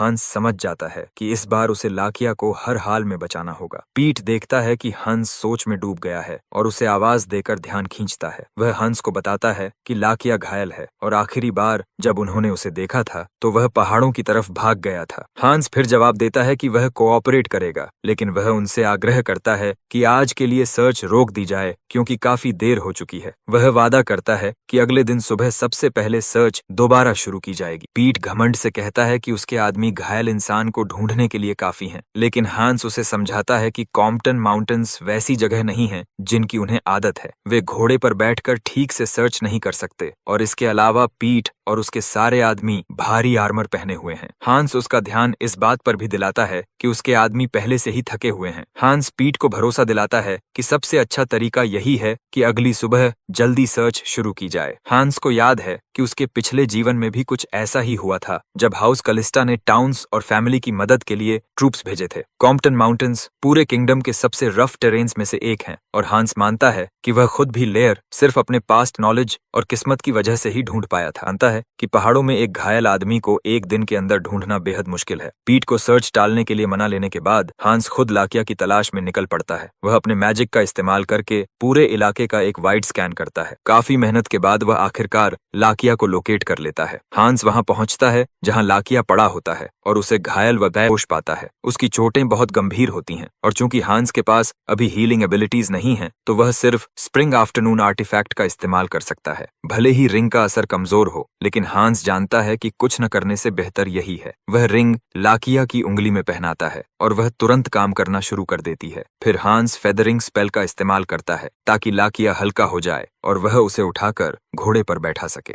हंस पहले ही तय कर चुका था कि वह लाकिया को इस बार हर हाल में बचाएगा। वह लाकिया को घोड़े पर बैठाकर पूरी रफ्तार से कासल की तरफ दौड़ पड़ता है। जैसे ही वह कासल के पास पहुंचता है, उसे एहसास होता है कि पीट और उसके आदमी पहले ही वहां पहुंच चुके हैं। कासल के सामने इंपीरियल फ्लैग लहरा रहा होता है। हंस खुद को संभाल लेता है और हालात से आगे निकलने का फैसला करता है। वह इनविजिबिलिटी आर्टिफैक्ट का इस्तेमाल करके खुद को और लाकिया दोनों को अदृश्य कर देता है। पूरा टाउन लाकिया के वांटेड पोस्टर से भर चुका होता है। यहाँ तक कि टाउन्स पीपल भी इस नए हालात से हैरान होते हैं। वांटेड पोस्टर में लाकिया की पहचान के लिए सब कुछ दिया होता है, उसकी नेवी ब्लू आंखें और उसके ग्रे बाल। कासल के अंदर पीट अपना बदतमीज रवैया जारी रखता है। उसे कासल बिल्कुल पसंद नहीं आता और वह इसकी बुराई करता है। वह कहता है कि कासल को इन बना दिया जाता तो ज्यादा अच्छा होता। वह और उसके नाइट्स इन बेकार के मजाकों पर हंसते रहते हैं, जबकि क्लॉड और बाकी सर्वेंट्स उन्हें ड्रिंक्स परोसते रहते हैं। पीट सर्वेंट्स के साथ भी बदतमीजी करता है। वह क्लॉड को घटिया सर्वेंट कहता है और शिकायत करता है कि पानी खराब है। क्लॉड मजबूरी में सिर झुकाकर उससे माफी मांगता है। तभी रिजीना हॉल में आती है और पीट से कहती है कि वह हिंसा से बचे। रिजीना उसे याद दिलाती है कि कैसल उन्हें और उनके इतने सारे लोगों को ठहरा रहा है जिसकी उन्होंने पहले से कोई तैयारी नहीं की थी। इसलिए वह उससे कहती है कि जो भी कमी हो उसे माफ करे। जैसा कि उम्मीद थी, पीट रिजीना को भी नीची नजर से देखता है और पूछता है कि वह कौन है। रिजीना अपना परिचय देती है, लेकिन पीट को यह बिल्कुल पसंद नहीं आता। वह कहता है कि यह घर बच्चों के हाथों में चल रहा है, जो शर्मनाक है। उसके मुताबिक बच्चों को सोना चाहिए और असली काम बड़ों को करना चाहिए। पीटे आगे रिजीना को थ्रोन के लिए डिसग्रेस कह देता है, जिससे रिजीना को गुस्सा आ जाता है। रिजीना उसे याद दिलाती है कि वह इस जमीन की रिप्रेजेंटेटिव है और उसे सम्मान मिलना चाहिए। पीट को उम्मीद नहीं थी कि रिजीना भी उसे उसी तरह चैलेंज करेगी जैसे हांस ने किया था। वह पलटते हुए कहता है कि कलिस्टा फैमिली में एरोगेंस खून में है। इस वक्त रिजीना पूरी तरह फ्रस्ट्रेट हो चुकी होती है और उसका एक हिस्सा चाहता है कि उसका भाई जल्दी से सामने आ जाए। इसी बीच हांस बिना किसी को बताए अपने कमरे तक पहुंच चुका होता है, सब कुछ आर्टिफैक्ट की ताकत की वजह से। वह असल में पीट और रिजीना की बहस के वक्त उनके पास से ही गुजर चुका था। हांस मन ही मन वादा करता है कि जैसे ही वह लाकिया को सुरक्षित कर लेगा, वह सब कुछ संभाल लेगा। मौजूदा हालात देखकर हांस समझ जाता है कि मामला अब काफी मुश्किल हो चुका है। लाकिया के वांटेड पोस्टर्स हर जगह लगे हुए हैं और उसके पास भागने की कोई जगह नहीं है। हांस ने यह भी नहीं सोचा था कि कासल नाइट्स से भरा होगा। लाकिया की हालत बहुत गंभीर है और उसे तुरंत मेडिकल अटेंशन की जरूरत है। हांस को डर लगने लगता है कि कहीं लाकिया इसी हालत में मर न जाए। तभी मेलीन कमरे में सफाई करने के लिए आती है। उसे नहीं लगा था कि कमरे में कोई होगा, इसलिए उसने नॉक नहीं किया, लेकिन हांस को अंदर देखकर वह चौंक जाती है। वह जल्दी से माफी मांगती है और बताती है कि उसे पता नहीं था कि लॉर्ड अंदर हैं। हांस बुरा नहीं मानता, बल्कि धीरे से उसे चुप रहने को कहता है। चूंकि मेलीन सही समय पर आ गई है, हंस इसे अपने फायदे के लिए इस्तेमाल करने का फैसला करता है। वह मेलीन से कहता है कि चुपचाप अलमन को कमरे में ले आए, बिना किसी को बताए। कुछ ही देर में अलमन कमरे में पहुंच जाता है। वह भी हांस को कासल में देखकर हैरान हो जाता है, क्योंकि सबको लगा था कि वह अभी भी टूर पर है। अलमन हांस से कहता है कि उसे लॉबी में जाना चाहिए क्योंकि उसकी जरूरत है, लेकिन हंस बात टाल देता है और कहता है कि उसे पहले उन्हें कुछ दिखाना है। वह दोनों को अपने बिस्तर की तरफ ले जाता है, जहां घायल लाकिया लेटा होता है। दोनों सर्वेंट्स हांस के बेडरूम में वांटेड आदमी को देखकर सन्न रह जाते हैं। अलमन पूछता है कि क्या हांस ने ट्रेटर को खुद ही पकड़ लिया, लेकिन हांस कहता है कि वह ट्रेटर नहीं है। हांस बताता है कि लाकिया पर झूठा आरोप लगाया गया है, लेकिन वह अब भी सारे डिटेल्स नहीं बता सकता। फिर भी वह साफ कहता है कि उसने लाकिया को बचाने का फैसला किया है। हांस दोनों से लाकिया की रक्षा करने में मदद मांगता है, क्योंकि वह यह सब अकेले नहीं कर सकता। यह सुनकर दोनों बिल्कुल चुप हो जाते हैं। हंस जानता है कि वे सोच रहे होंगे कि कालिस्ता जैसा एक छोटा रूरल लॉर्ड, जिसका इंपीरियल हाउस से कोई सीधा संबंध नहीं है, आखिर रॉड्रिगेज जैसी पावरफुल फैमिली के मामले में क्यों पड़ रहा है। इसके अलावा आलमान और मिलाइन सर्वेंट्स हैं, यानी ऐसे लोग जिन्हें नोबल्स के आदेश मानने के लिए ही पाला गया है। वे चाहें तो यह बात पीट जैसे दूसरे नोबल को भी बता सकते हैं। इतने सारे रिस्क्स होने के बावजूद हांस मेलिन से कहता है कि वह उसे अपने कमरे में असाइन करेगा, ताकि वह लाकिया की देखभाल कर सके। मेलिन याद दिलाती है कि उसे घावों का इलाज करना नहीं आता। हांस यह जानता है और कहता है कि उसे बस लाकिया के घाव साफ करने हैं और उसे खाना देना है। वह वादा करता है कि इसके बदले वह मेलिन को बहुत अच्छा रिवॉर्ड देगा। फिर हांस आलमन की तरफ मुड़ता है और उससे एक बहुत बड़ा एहसान मांगता है। वह कहता है कि उसे लाकिया जैसा दिखने वाला एक कॉर्प्स चाहिए, एक ऐसा जवान लड़का जिसकी बॉडी बनावट और बालों का रंग ग्रे जैसा हो। आंखों का रंग भी मिल जाए तो अच्छा है, लेकिन जरूरी नहीं। यह सुनकर आलमन भी सन्न रह जाता है और हांस उसकी हालत समझता है। उसे पता है कि वह बहुत मुश्किल काम मांग रहा है, लेकिन वह साफ कहता है कि उसे हर हाल में लाकिया को बचाना है। हांस जानता है कि सर्वेंट्स अब भी उस पर पूरी तरह भरोसा नहीं करते, क्योंकि कोई नहीं मानता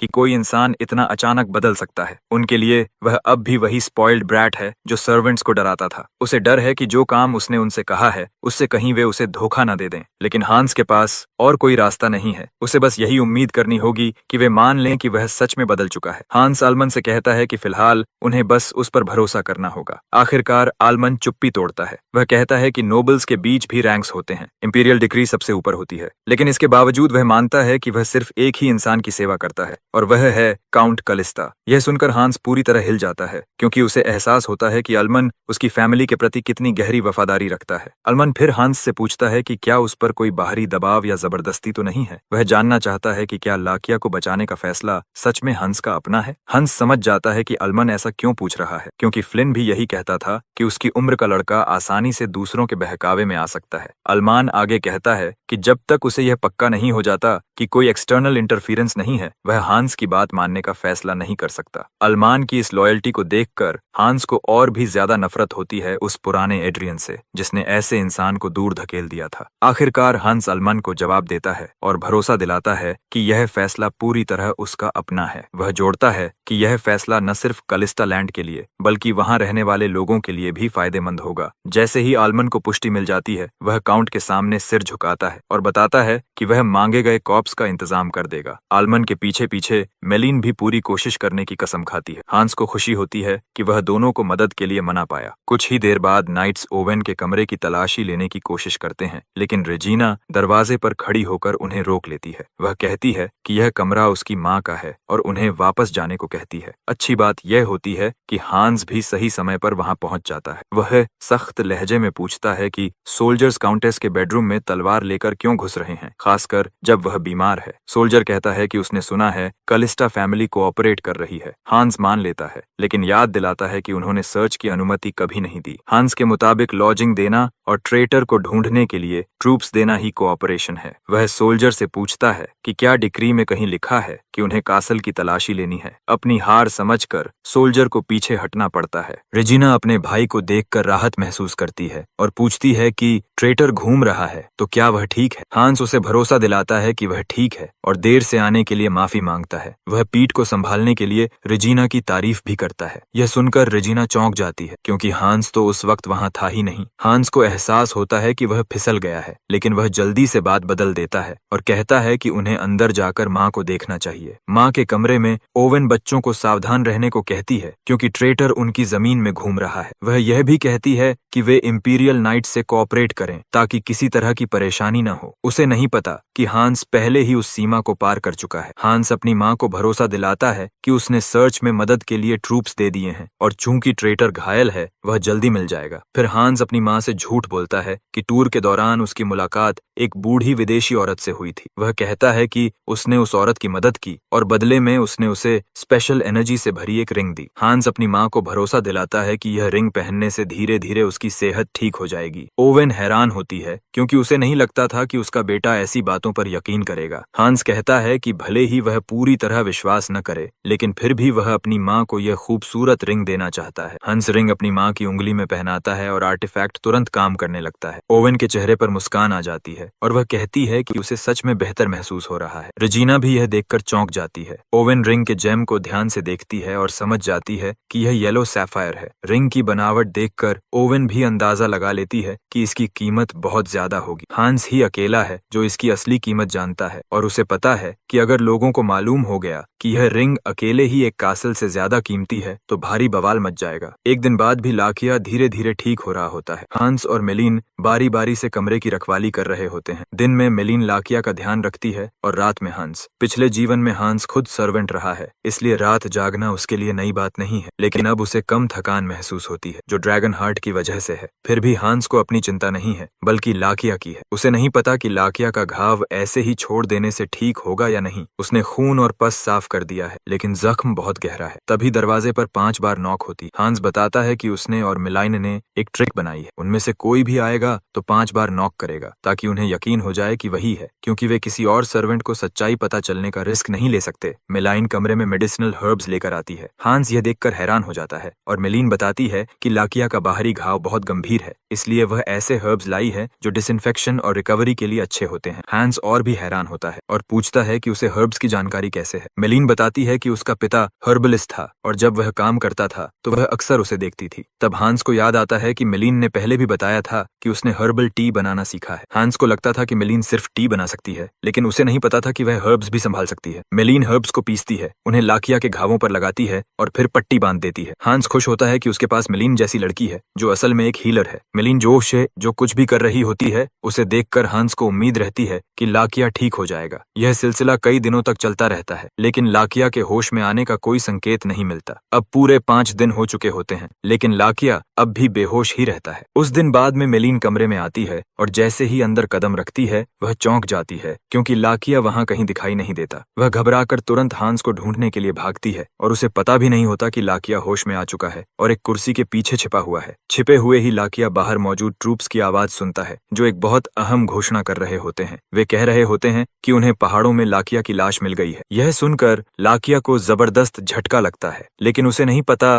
कि हांस पहले से ही उसी कमरे में मौजूद है। अपने इनविजिबिलिटी आर्टिफैक्ट की वजह से हांस बिना लाकिया को पता चले उसके पास पहुंच जाता है। हांस लाकिया का नाम लेकर अपनी मौजूदगी का ऐलान करता है और हैरानी जताता है कि वह पहले ही होश में आ चुका है। असल में हांस को पहले से ही पता था कि लाकिया जाग चुका है। ड्रैगन हार्ट की वजह से उसकी सेंसेस बहुत तेज हो चुकी हैं और वह लाकिया की सांसों में आए बदलाव को महसूस कर चुका था। लाकिया ने सिर्फ इसलिए बेहोशी का नाटक किया था क्योंकि वह हालात को लेकर शक में था। हांस को इस पर हैरानी नहीं होती, क्योंकि भाग रहे इंसान के लिए यह बिल्कुल सही कदम था। लाकिया जब होश में आया होगा तो उसने खुद को एक अजनबी कमरे में पाया होगा, जहां एक लड़का और एक लड़की उसकी देखभाल कर रहे थे, जिन्हें वह जानता भी नहीं था। यह सब जानते हुए हांस समझ जाता है कि लाकिया उससे सतर्क रहेगा। लाकिया अपनी सतर्कता दिखाते हुए हांस की तरफ एक चारकोल पिकर तान देता है। वह हांस से उसका नाम पूछता है और यह भी कि क्या वह बाहर मौजूद ट्रूप्स का हिस्सा है। हांस दोस्ताना अंदाज अपनाने की कोशिश करता है, लेकिन लाकिया उसे पास आने से मना कर देता है। हांस उसे शांत होने को कहता है, क्योंकि वह अभी भी घायल है। वह सुझाव देता है कि वे बैठकर बात करें ताकि वह सब समझा सके। आखिरकार लाकिया बैठने के लिए मान जाता है, लेकिन वह हथियार अपने पास ही रखता है ताकि अगर हांस कुछ गड़बड़ करे तो वह तैयार रहे। हांस जानता है कि उसकी बातों और उसके रवैये पर ही सब कुछ निर्भर करेगा, ताकि लाकिया को यकीन दिला सके कि वह दुश्मन नहीं है। हांस आखिरकार लाकिया को पूरी कहानी बताता है और यह सब सुनने के बाद लाकिया का पहला सवाल लाश को लेकर होता है। उसे हैरानी होती है कि जो लाश सोल्जर्स को मिली वह हांस द्वारा तैयार की गई नकली थी। हांस पुष्टि करता है कि उसने लाश को लाकिया जैसा बना दिया था। उसने उस लाश को लाकिया के कपड़े पहनाए थे और उसकी सिग्नेट रिंग भी उसी पर डाल दी थी। हांस इसके लिए लाकिया से माफी भी मांगता है कि उसने उसकी चीजें बिना पूछे इस्तेमाल की। लाकिया हांस को याद दिलाता है कि पीट उसका चेहरा जानता है, यानी वह नकली लाश से धोखा नहीं खाएगा। हांस इस बात को मानता है, इसी वजह से उसने सब कुछ बहुत ध्यान से किया था। चूंकि अगस्त का महीना है और बारिश हो रही है, हंस ने लाश को स्वैम्प में छोड़ दिया ताकि वह अपने आप सड़ जाए। नाइट्स पहले से ही जंगल की खोज से थके हुए थे और पीट को जानते हुए वह भी जल्दी से मामला निपटाना चाहता था। इसी वजह से हांस पीट और सोल्जर्स को धोखा देने में कामयाब हो गया। हांस फिर लाकिया से कहता है कि वह 5 साल तक छिपकर रहे, क्योंकि तब तक उसका नाम साफ हो जाएगा। वह सुझाव देता है कि लाकिया इसी टेरिटोरी में 5 साल तक रहे। यह सुनकर लाकिया डिफेंसिव हो जाता है और पूछता है कि हांस को कैसे पता कि उस पर झूठा आरोप लगाया गया था। उसे शक होता है कि हंस इस सब में किसी तरह शामिल है, लेकिन हंस कहता है कि वह अब भी अपनी जानकारी का खुलासा नहीं कर सकता। लाकिया यह भी पूछता है कि 5 साल बाद क्या होगा, लेकिन हंस फिर भी कुछ बताने से मना कर देता है। वह सिर्फ लाकिया से भरोसा करने की गुजारिश करता है, लेकिन लाकिया इसके लिए तैयार नहीं होता। लाकिया कहता है कि वह हंस की मदद के लिए आभारी है, लेकिन वह अपनी जिंदगी किसी ऐसे इंसान के भरोसे नहीं छोड़ सकता जो जरूरी बातें बताने से इनकार कर रहा हो। हंस समझ जाता है कि लाकिया ऐसा क्यों सोच रहा है। उसे सबने धोखा दिया था और उसे ट्रेटर बना दिया गया था। हंस जानता है कि अब लाकिया को हर इंसान दुश्मन ही लगेगा, इसलिए उसे हालात को बहुत समझदारी से संभालना होगा। तभी हंस एक इल्यूजन स्पेल का इस्तेमाल करता है और लाकिया के बालों और आंखों का रंग बदल देता है। यह देखकर लाकिया पूरी तरह चौंक जाता है और उसे यह नामुमकिन लगता है। हैंस ने उसके सामने ही एक इल्यूजन स्पेल इस्तेमाल कर लिया था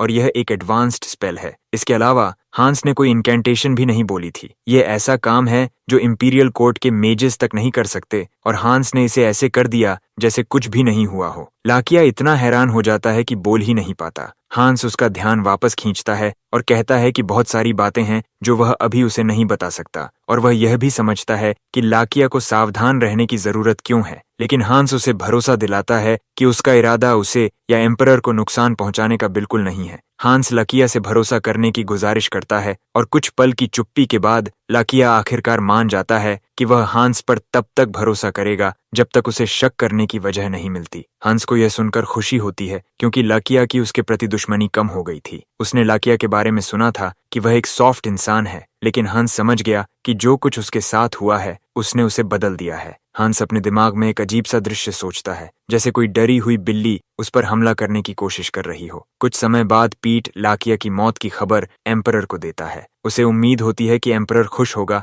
लेकिन एम्परर का चेहरा बिल्कुल शांत रहता है। पीट एम्परर को याद दिलाता है कि लाकिया ने उसे और उसके परिवार को जड़ देकर मारने की योजना बनाई थी। पीट को संतुष्ट करने के लिए एम्परर दिखावे की खुशी जताता है। जब पीट चला जाता है तो एम्परर टूट जाता है। वह सिर पकड़कर बैठ जाता है और सोचता है कि काश सब कुछ अलग होता। उसी दुख के पल में एम्परर खुद से वादा करता है कि वह लाकिया की इज्जत एक दिन जरूर वापस लाएगा। कलिस्टा में वापस लाकिया धीरे धीरे अपनी नई जिंदगी में ढल रहा होता है। हांस उसे सबके सामने अपना नया गार्ड बताता है। जब हांस स्टडी में मीटिंग बुलाता है तो लाकिया भी वहां मौजूद होता है। रेजिना भी वहां होती है, लेकिन वह लाकिया को लेकर सतर्क रहती है। वह अल्मन से पूछती है कि क्या लाकिया ठीक है, और अल्मन उसे भरोसा दिलाता है कि लाकिया बिल्कुल नॉर्मल है। अल्मन झूठ बोलता है कि हांस ने लाकिया को टूर के दौरान पाया था। फिर अल्मन रेजिना से पूछता है कि क्या कोई बात उसे परेशान कर रही है। रेजिना कहती है कि असल में कुछ नहीं, लेकिन जिस तरह लाकिया खुद को कैरी करता है उससे उसे लगता है कि वह कोई नोबल है। यही बात उसे परेशान करती है। उसे समझ नहीं आता कि नोबल जैसा दिखने वाला इंसान कलिस्टा जैसी दूर दराज जगह पर गार्ड क्यों बनेगा। इसके बाद वे लाकिया की बात छोड़कर यह सोचने लगते हैं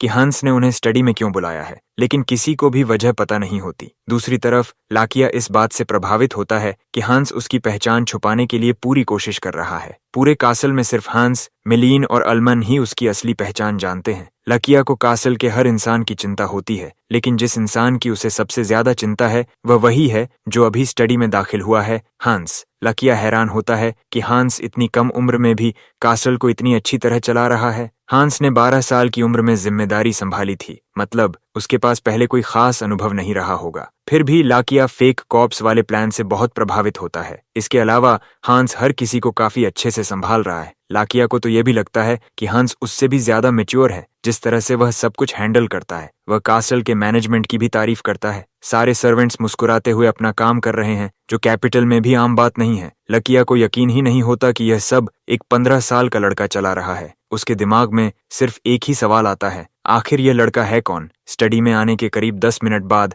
हंस बोर्ड पर कुछ ऐसा लिख देता है जिसे देखकर सब चौंक जाते हैं। हंस अपनी इंटेंशन बताता है कि वह एक बैंक खोलना चाहता है। ये सुनते ही लाकिया चिल्ला पड़ता है और कहता है कि बैंक खोलने के लिए बहुत बड़ा रिस्क लेना पड़ता है। वह यह भी चेतावनी देता है कि बहुत सारे लोग बैंक खोलने की कोशिश में दिवालिया हो चुके हैं, लेकिन हंस शांत रहते हुए कहता है कि उसे पता है कि ज्यादातर लोग क्यों फेल हुए। हंस समझाना शुरू करता है कि बैंक सिर्फ जमीन या कैपिटल इकट्ठा करने का नाम नहीं है, असली मुश्किल एक कॉम्पिटेंट टीम बनाना है। हंस बताता है कि बैंक बनाने के लिए ऐसे लोग चाहिए जो एसेट्स संभाल सकें और इन्वेस्टमेंट्स का सही आकलन कर सकें। उन्हें अकाउंटेंट्स चाहिए और ऐसे लोग भी जो वैल्यूएबल्स की सुरक्षा कर सकें। हंस मानता है कि कलिस्टा के पास ऐसे काबिल लोगों को रिक्रूट करने का कोई तरीका नहीं है, क्योंकि उनके पास कोई खास कनेक्शंस नहीं है। इसी वजह से हंस अपना प्लान बताता है कि वह टेरिटरी में ही एक एकेडमी शुरू करेगा, जहां वे अपने ही लोगों को ट्रेन कर सकें। हंस हर चीज को 2 ट्रैक्स में बांटने की योजना बनाता है, अकाउंटिंग ट्रैक और सिक्योरिटी ट्रैक। ये सब समझाते हुए लाकिया को एहसास होता है कि हंस ने हर पॉसिबल आउटकम के बारे में गहराई से सोचा है। फिर भी लाकिया पूरी तरह प्रभावित नहीं होता, क्योंकि उसे लगता है कि हंस का प्लान अभी भी प्रैक्टिकल रियलिटी से काफी दूर है। तभी रेजिना एक बेहद जरूरी और सही सवाल उठाती है। वह अपने भाई को याद दिलाती है कि कॉमनर्स एकेडमी की ट्यूशन अफोर्ड नहीं कर पाएंगे, क्योंकि आमतौर पर सिर्फ नोबल्स ही पढ़ाई करते हैं। हंस रेजिना की चिंता को मानता है, लेकिन बताता है कि उसने इसका सोल्यूशन पहले से सोच रखा है। वह साफ कहता है कि एकेडमी में पढ़ने वालों से कोई फी नहीं ली जाएगी। ये सुनकर अल्मन भी हैरान रह जाता है, लेकिन हंस मुस्कुराते हुए अल्मन को सुधारता है। वह कहता है कि वह एकेडमी में आने वालों को स्टूडेंट्स नहीं मानेगा, उसके लिए वे वर्कर्स इन ट्रेनिंग होंगे और इसी वजह से वह उन्हें सैलरी भी देगा। हंस मुस्कान के साथ कहता है कि कॉमनर्स को पढ़ाई के दौरान पैसे दिए जाएंगे। ये सुनते ही अल्मान, रेजिना और लाकिया तीनों सन्न रह जाते हैं। लाकिया समझ जाता है कि हंस मजाक नहीं कर रहा, क्योंकि उसका चेहरा पूरी तरह सीरियस है। कुछ ही देर बाद अल्मान सर्वेंट्स को इकट्ठा करता है और उन्हें नया प्लान समझाता है। वह एकेडमी की ऑपरेशनल प्लानिंग के बारे में बताता है, जिसका मकसद कलिस्टा बैंक की फाउंडेशन को सपोर्ट करना है। हंस के इंस्ट्रक्शंस के मुताबिक एकेडमी के पहले बैच के स्टूडेंट सर्वेंट्स में से ही चुने जाएंगे। अल्मन स्टाफ से कहता है कि जो इंटरेस्टेड हों वे हाथ उठाए। क्लॉड सबसे पहले हाथ उठाकर सवाल करता है। वह जानना चाहता है कि क्या उन्हें सच में सीखते हुए पैसे मिलेंगे। अल्मन उसे भरोसा दिलाता है कि ऐसा ही होगा, लेकिन लर्निंग पीरियड के दौरान उनकी रेगुलर सैलरी थोड़ी कम की जाएगी। वह यह भी साफ करता है कि यह कटौती उनके लिविंग कॉस्ट को प्रभावित नहीं करेगी। जाएगी। ये सुनते ही सर्वेंट्स आपस में फुसफुसाने लगते हैं। ज्यादातर लोग पहले से ही एक्साइटेड होते हैं और जो किताबों में अच्छे नहीं हैं वे सिक्योरिटी डिवीजन ज्वाइन करने का सोचते हैं। क्लॉड अब तक हांस ने जो कुछ किया है उससे हैरान है। वह जानता है कि एकेडमीज आम तौर पर नोबल्स के लिए होती हैं, इसलिए उसे समझ नहीं आता कि वह जैसे कॉमनर्स अकाउंटिंग या सिक्योरिटी कैसे सीख पाएंगे। तभी मिलीन उसे याद दिलाती है कि वह मैथ में अच्छा है। इसके अलावा क्लॉड एरन्स को भी काफी अच्छे से हैंडल करता है। मिलीन उसे सजेस्ट करती है कि वह कोशिश करे क्योंकि उसमें काबिलियत है। फिर भी क्लॉड को अपने ऊपर शक रहता है। उसे नहीं लगता कि सर्वेंट्स का एकेडमी में पढ़ना सच में कुछ बदलेगा। मेलिन थोड़ी देर सोचती है और फिर उसे बताती है कि वह एस्टेट छोड़ने वाली है। ये सुनकर क्लॉड चौंक जाता है। मेलिन समझाती है कि उसने हाल ही में हंस की एक काम में मदद की थी और रिवॉर्ड के तौर पर हंस उसे मेडिसिन की पढ़ाई स्पॉन्सर कर रहा है। पहले उसे लगा था कि यह उसके लिए बहुत ज्यादा है, लेकिन अब जो बदलाव हो रहे हैं उन्हें देखकर उसने ऑफर एक्सेप्ट करने का फैसला कर लिया है। मेलिन को याद आता है कि कैसे लाकिया की जान बचाने के बाद उसने उसे धन्यवाद दिया था। वह एक पल उसके लिए बहुत मायने रखता था। उस एक पल ने उसे गर्व से भर दिया और उसे एहसास कराया कि वह इससे कहीं बेहतर कर सकती है। भले ही यह सब बहुत बड़ा लगे, फिर भी मिलीन इसे आजमाना चाहती है और क्योंकि वह यह मौका लेने जा रही है वह क्लॉड से भी यही करने को कहती है। मिलीन की बातें क्लॉड के दिल में उतर जाती हैं। उसे एहसास होता है कि वह सही कह रही है। आखिरकार क्लॉड अकाउंटिंग क्लास में एनरोल कर लेता है। फिर भी उसके मन में शक बना रहता है। उसे डर लगता है कि कहीं वह फेल ना हो जाए। सर्वेंट्स की सैलरी हाल ही में बढ़ी थी और वह सोचता है कि शायद उसे वहीं रुककर आराम से जिंदगी जी लेनी चाहिए थी। जब क्लॉड अपना टेस्ट पेपर इंस्ट्रक्टर पोआतिये को देता है तो इंस्ट्रक्टर उसकी तारीफ करता है जब क्लॉड और कहता है कि उसने बहुत अच्छा काम किया है। क्लॉड इसे नॉर्मल बताने की कोशिश करता है, लेकिन इंस्ट्रक्टर उसे बताता है कि उसका काम खास है। वह कहता है कि बेसिक अरिथमेटिक हर कोई कर सकता है, लेकिन बुक कीपिंग हर किसी के बस की बात नहीं होती। इंस्ट्रक्टर जोड़ता है कि कई स्मार्टेस्ट नोबल्स भी इसमें गलती करते हैं, लेकिन क्लॉड ने इसे परफेक्टली किया है। पोआतियर मानता है कि जब उसे इंस्ट्रक्टर बनाया गया था तब वह स्केप्टिकल था, लेकिन क्लॉड की परफॉर्मेंस ने उसे सच में उम्मीद दी है। इंस्ट्रक्टर पूरे भरोसे के साथ कहता है कि क्लॉड एक दिन बहुत बढ़िया अकाउंटेंट बनेगा। शुरुआत में क्लॉड को खुद पर शक होता है, लेकिन फिर उसे हांस की सारी कुर्बानियां याद आती हैं जो वह सबके बेहतर भविष्य के लिए कर रहा है। यही सोचकर क्लॉड तय करता है कि वह पूरी मेहनत करेगा और खुद को साबित करेगा। सिक्योरिटी ट्रेनिंग सेशन में हांस चौंक जाता है जब वह देखता है कि सारे स्टूडेंट्स सजा काट रहे हैं और यह सब लाकिया के आदेश पर हो रहा है। लाकिया सबको डांटता है और उन्हें बेकार कहता है। दरअसल 30 मिनट पहले स्टूडेंट्स बड़े घमंडी अंदाज में आए थे। वे लाकिया से बदतमीजी से बात कर रहे थे जब तक लाकिया ने उन्हें सबक नहीं सिखाया और बुरी तरह पीटा नहीं। अब जब उसने अपनी ताकत दिखा दी है तो स्टूडेंट्स के पास लाकिया की बात मानने के अलावा कोई विकल्प नहीं बचा। लाकिया इससे भी खुश नहीं होता और हांस से कहता है कि अकाउंटिंग डिवीजन ठीक है, लेकिन सिक्योरिटी डिवीजन गुंडों से भरी हुई है। उसके हिसाब से ऐसे लो लाइफ्स को सिखाना उसके समय और ताकत की बर्बादी है। यह देखकर कि लाकिया बिल्कुल मोटिवेट नहीं है, हांस उसे खींचकर एक प्राइवेट जगह ले जाता है ताकि बात कर सके। हंस लाकिया से कहता है कि उसे उसकी काबिलियत पता है और यह भी कि उसने एम्परर को खुद तलवार चलाना सिखाया था। लाकिया जवाब देता है कि वह सिर्फ इसलिए कर पाया क्योंकि एम्परर खुद सीखना चाहता था। फिर लाकिया हंस से पूछता है कि क्या वह राजा की तुलना कॉमनर्स से कर रहा है, लेकिन हंस मना कर देता है। हंस कहता है कि वह यह उदाहरण सिर्फ यह बताने के लिए दे रहा है कि लाकिया कितना अच्छा टीचर है। हंस आगे जोड़ता है कि कलिस्टा के पास कोई प्रॉपर नाइट ऑर्डर नहीं है और ओजवाल्ड ही अकेला नाइट बचा है, लेकिन वह इंस्ट्रक्टर बनने के लिए बहुत बूढ़ा है। फिर हंस एक बहुत बड़ी बात कहता है। वह कहता है कि राजा और कॉमनर में कोई फर्क नहीं है। इंसान तो इंसान ही होते हैं, चाहे नोबल हो या नहीं। आखिर में फर्क सिर्फ इतना होता है कि किसी की पोटेंशियल को कोई पहचान लेता है और उसे आगे बढ़ने में मदद करता है। मौजूदा हालात में हांस को लगता है कि इस काम के लिए लाकिया सबसे सही इंसान है। यह बात लाकिया को अंदर तक छू जाती है। उसे एहसास होता है कि हांस में उससे कहीं ज्यादा कन्विक्शन है जितना उसने सोचा था। लाकिया कहता है कि उसे ज्यादा समय और रिसोर्सेज चाहिए होंगे, लेकिन हंस उसे भरोसा दिलाता है कि वह हर तरह से सहयोग करेगा। लाकिया यह भी नोटिस करता है कि अब हंस उससे बात करते हुए काफी कंफर्टेबल हो गया है। जब वे पहली बार मिले थे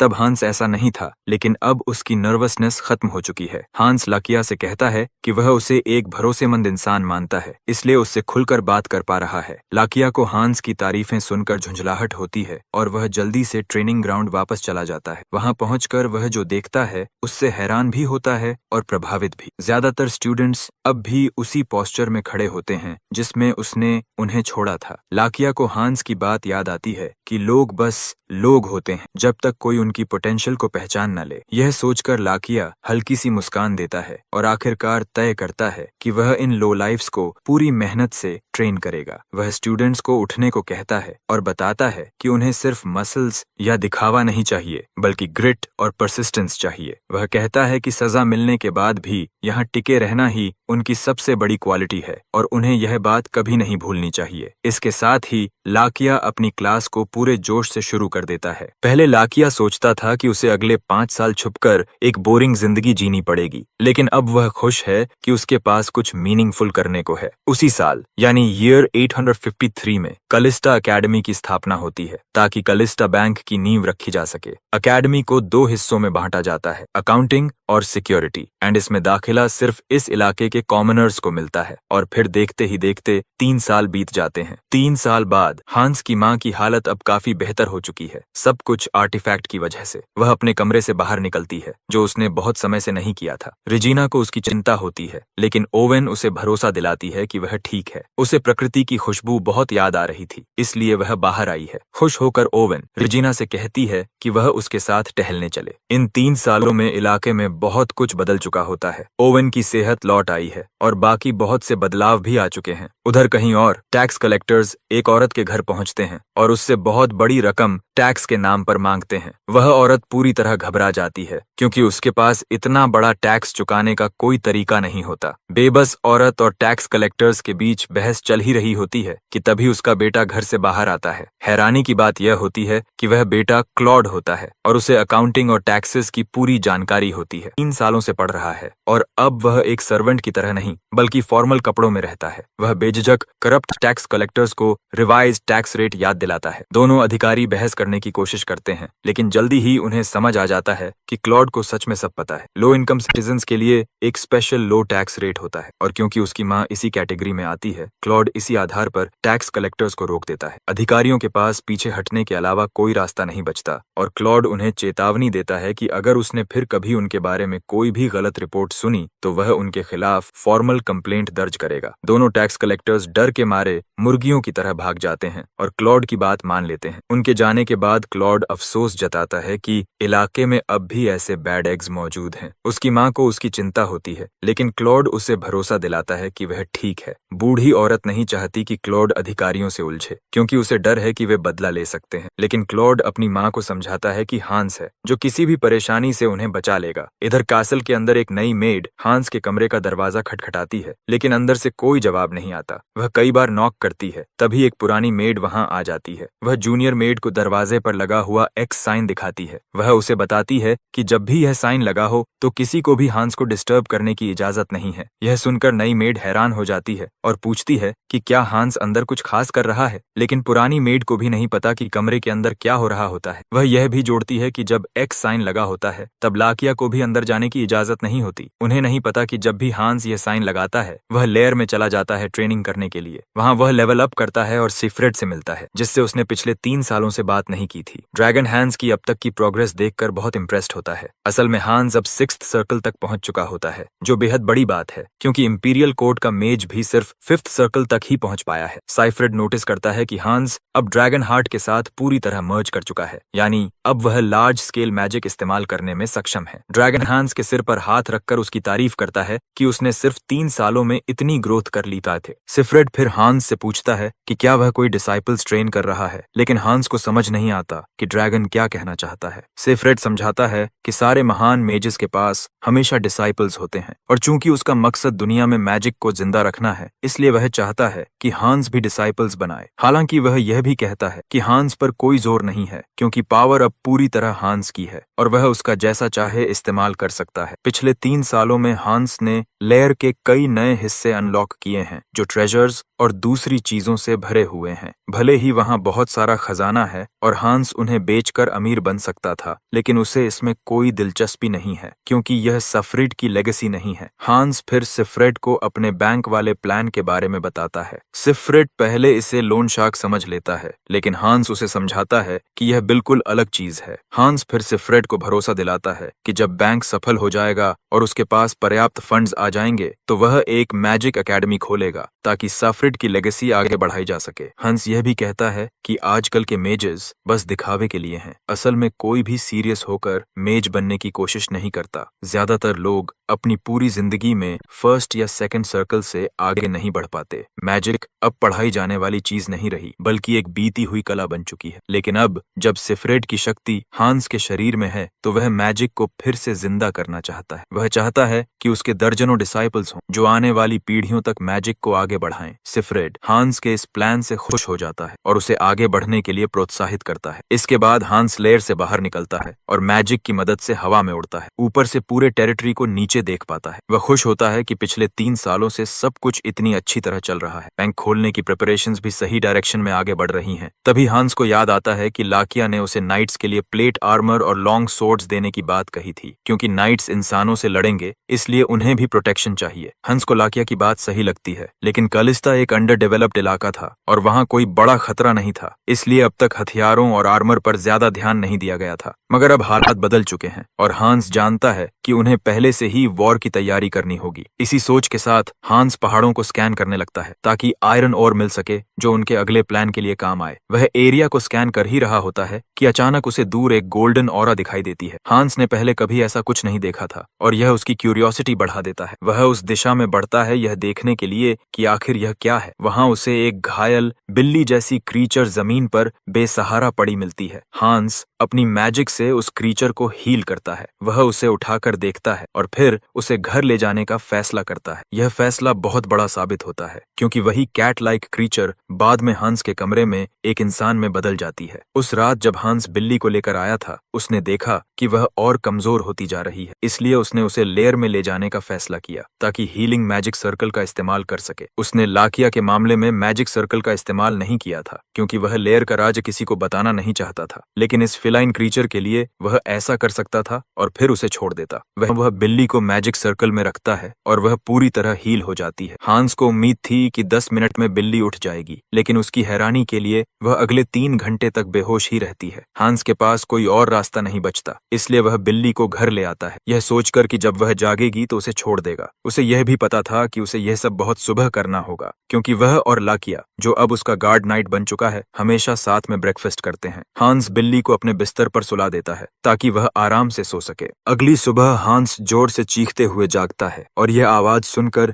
लाकिया दौड़ता हुआ उसके कमरे की तरफ आता है। वह दरवाजा पीटते हुए हांस से खोलने को कहता है, लेकिन हांस अपने शरीर से दरवाजा रोक लेता है, क्योंकि वह जो देख रहा है उसे समझने की कोशिश कर रहा होता है। जो बिल्ली वह पिछली रात लाया था, वह अब एक पूरा ग्रोन आदमी बन चुकी थी। इसी वजह से हांस डर के मारे चीख पड़ा था। हांस लाकिया को टालने की कोशिश करता है और कहता है कि उसने एक कीड़ा देख लिया था, इसलिए वह चीखा। वह यह भी कहता है कि वह बाद में उसके साथ ब्रेकफास्ट करेगा। फिर हांस उस आदमी की तरफ मुड़कर पूछता है कि वह आखिर है कौन। हांस अभी भी पूरी तरह नहीं समझा था कि वह आदमी वही बिल्ली है, जब तक कि वह आदमी फिर से बिल्ली में बदल नहीं जाता। हांस को पहले से शक था, लेकिन अब अपनी आंखों से ट्रांसफॉर्म होते देखकर उसे यकीन हो जाता है कि वह एक फीलाइन फोल्क है। फीलाइन फोक्स एक रहस्यमयी रेस होती है जो इंसानों से अलग एक सोसाइटी में रहती है। वे एल्व्स और ड्वार्व्स जितनी ही पुरानी जाति हैं, लेकिन लोग उन्हें बहुत कम देखते हैं, क्योंकि वे खुद को दिखाने में बहुत सावधानी बरतते हैं। इंसानों से उनका संपर्क बहुत कम होता है, इसलिए उनके बारे में ज्यादा जानकारी किसी को नहीं है। कैट गाय कमरे में टहलने लगता है और अचानक फैसला करता है कि वह यहीं रहने वाला है। यह सुनकर हांस हैरान रह जाता है, क्योंकि उसे याद नहीं कि उसने कभी उसे रहने की इजाजत दी हो। हांस बहस करने की कोशिश करता है, लेकिन कैट गाय उसे याद दिलाता है कि हांस ही उसे सबसे पहले उठा कर लाया था। वह दावा करता है कि हांस ने उसे किडनैप कर लिया और बिना उसकी इजाजत उसके घावों का इलाज भी कर दिया। इन सब बातों के बाद कैट गाय हांस को बताता है कि अब हांस उसकी जिम्मेदारी है। हांस समझ जाता है कि कैट गाय बहुत जिद्दी और चालाक है। हांस फिर कहता है कि अगर उसने उसका इलाज न किया होता तो वह मर चुका होता। चूंकि फिलाइन फोक्स इंसानों से कहीं ज्यादा ताकतवर और तेज होते हैं, हांस को लगता है कि उसे कोई इंसान घायल नहीं कर सकता। वह कैट गाय से पूछता है कि क्या उसे किसी दूसरे फिलाइन फोल्क ने घायल किया था। यह सवाल कैट गाय को अंदर तक लग जाता है और वह चुप हो जाता है, जिससे लगता है कि हांस शायद सही है। हांस अब भी कैट गाय के और करीब जाने की कोशिश ही कर रहा होता है कि तभी लाकिया दरवाजा तोड़कर अंदर घुस आता है। यह दोनों को चौंका देता है, लेकिन लाकिया कैट गाय को देखते ही तुरंत तलवार निकाल लेता है। वह कैट गाय से हांस से दूर रहने को कहता है और फुर्ती से हांस के पास आ जाता है। वह हांस और कैट गाय के बीच खड़ा हो जाता है और अपनी तलवार फिलाइन फोल्क की तरफ तान देता है। तभी हांस को याद आता है कि लाकिया एक स्वॉर्ड मास्टर है, यानी वह भी फिलाइन फोक से आ रही एबनॉर्मल ऑरा को महसूस कर सकता है। कैट गाय गुस्से में आ जाता है और लाकिया पर हमला करने के लिए हाथ उठा लेता है। यह समझते हुए कि दोनों एक दूसरे को नुकसान पहुंचा सकते हैं, हांस ब्लिंक स्पेल का इस्तेमाल करता है और दोनों के बीच में आ जाता है। आखिरी पल में दोनों रुक जाते हैं ताकि हांस को चोट न लगे। हालात को शांत करने के बाद हांस लाकिया से कहता है कि वह शांत रहे। वह बताता है कि कैट गाय किसी परेशानी में है, इसलिए उसने उसे अपने पास रखने का फैसला किया है। साथ ही वह लाकिया से गुजारिश करता है कि वह हॉस्टाइल न बने। हांस की यह सेल्फलेस हरकत देखकर कैट गाय भी चौंक जाता है। गंभीर चेहरे के साथ लाकिया पूछता है कि एक फीलाइन फोल्क इंसानों की दुनिया में घूम क्यों रहा है। हांस जवाब देता है कि यह एक पर्सनल मैटर है। लाकिया गुस्से में हांस की तरफ उंगली करके याद दिलाता है कि वह उसका गार्ड नाइट है। वह हांस को डांटता है कि उसने बिना सोचे समझे एक अजनबी को अपने बेडरूम में ले आया। इसके अलावा हांस ने उसकी तलवार के सामने कूदकर अपनी जान भी जोखिम में डाल दी। हांस जवाब देता है कि उसे पूरा यकीन था कि दोनों में से कोई भी उसे नुकसान नहीं पहुंचाएगा, इसीलिए उसने ऐसा किया। हांस की यह बात सुनकर कैट गाय फिर से चौंक जाता है। लाकिया रैंट करता रहता है कि फिलाइन फोक्स कितने खतरनाक होते हैं। तभी कैट गाय बीच में टोक देता है। वह अपना नाम बताता है कि उसका नाम आसा है। हांस को उसका नाम जानकर खुशी होती है। वह आसा और लाकिया से कहता है कि वे अपने डिफरेंसेस भूलकर हाथ मिलाएं। दोनों ऐसा करते हैं और इस तरह हांस को कॉम्पटन माउंटेन्स में दो नए साथी मिल जाते हैं। हांस अभी आसा से उसके पास्ट के बारे में पूछने के लिए तैयार नहीं है, लेकिन उसे यकीन है कि एक दिन आसा खुद सब बता देगा। वह किसी ऐसे इंसान पर दबाव नहीं डालना चाहता जो अभी अभी मौत के करीब से लौटा हो, लेकिन उसे आसा और लाकिया के बीच के रिश्ते की चिंता रहती है। इसके बाद तीनों साथ रहने लगते हैं, लेकिन आसा अक्सर लाकिया को परेशान करता रहता है। कभी अचानक उससे स्नैक्स मांग लेता है। लाकिया को बिल्कुल पसंद नहीं कि कैट गाय बस खाता पिता और सोता रहता है बिना किसी काम के, लेकिन हांस फिर भी आसा को लाड प्यार करता रहता है, जिससे लाकिया और भी चिढ़ जाता है। कुछ समय बाद हांस दोनों को बताता है कि अब सब कुछ तैयार है और वह कलिस्टा बैंक खोलने वाला है। उत्साह के साथ वह बताता है कि पहला कलिस्टा बैंक कैपिटल में खुलेगा। अगर फाइनेंसेस की बात करें तो किंगडम का सबसे अमीर इंसान न एम्परर है और न ही कोई ड्यूक। असल में सबसे अमीर इंसान है बैरोनेट डोमिनिक सलिवन। डोमिनिक ही वह इंसान था जिसने एम्पायर का पहला बैंकिंग बिजनेस शुरू किया था और तब से वह फाइनेंशियल वर्ल्ड पर राज कर रहा है। उसके बाद कई नोबल्स ने बैंकिंग सेक्टर में आने की कोशिश की, लेकिन सब असफल रहे। कोई भी डोमिनिक की मोनोपोली को तोड़ नहीं पाया। अपने घर में डोमिनिक अपने असिस्टेंट से रिपोर्ट सुन रहा होता है। बड़ा सा सिगार पीते हुए डोमिनिक उसे कहता है कि सबसे जरूरी बात पहले बताए। उसे बताया जाता है कि ड्यूक मकार्थी ने उसे समन किया है और यह इंपीरियल प्रोटोकॉल से जुड़ा मामला है। यह जानते हुए कि यह रॉयल समन्स है, डोमिनिक कहता है कि उसे जाना ही पड़ेगा और असिस्टेंट से दोपहर के लिए मीटिंग शेड्यूल करने को कहता है। इसके बाद उसे बताया जाता है कि काउंट चेनोविथ ने प्रपोज डील पर विचार करने के लिए एक और महीने का समय मांगा है। आखिर में डोमिनिक को बताया जाता है कि कैपिटल में एक नया बैंक खुला है। यह बैंक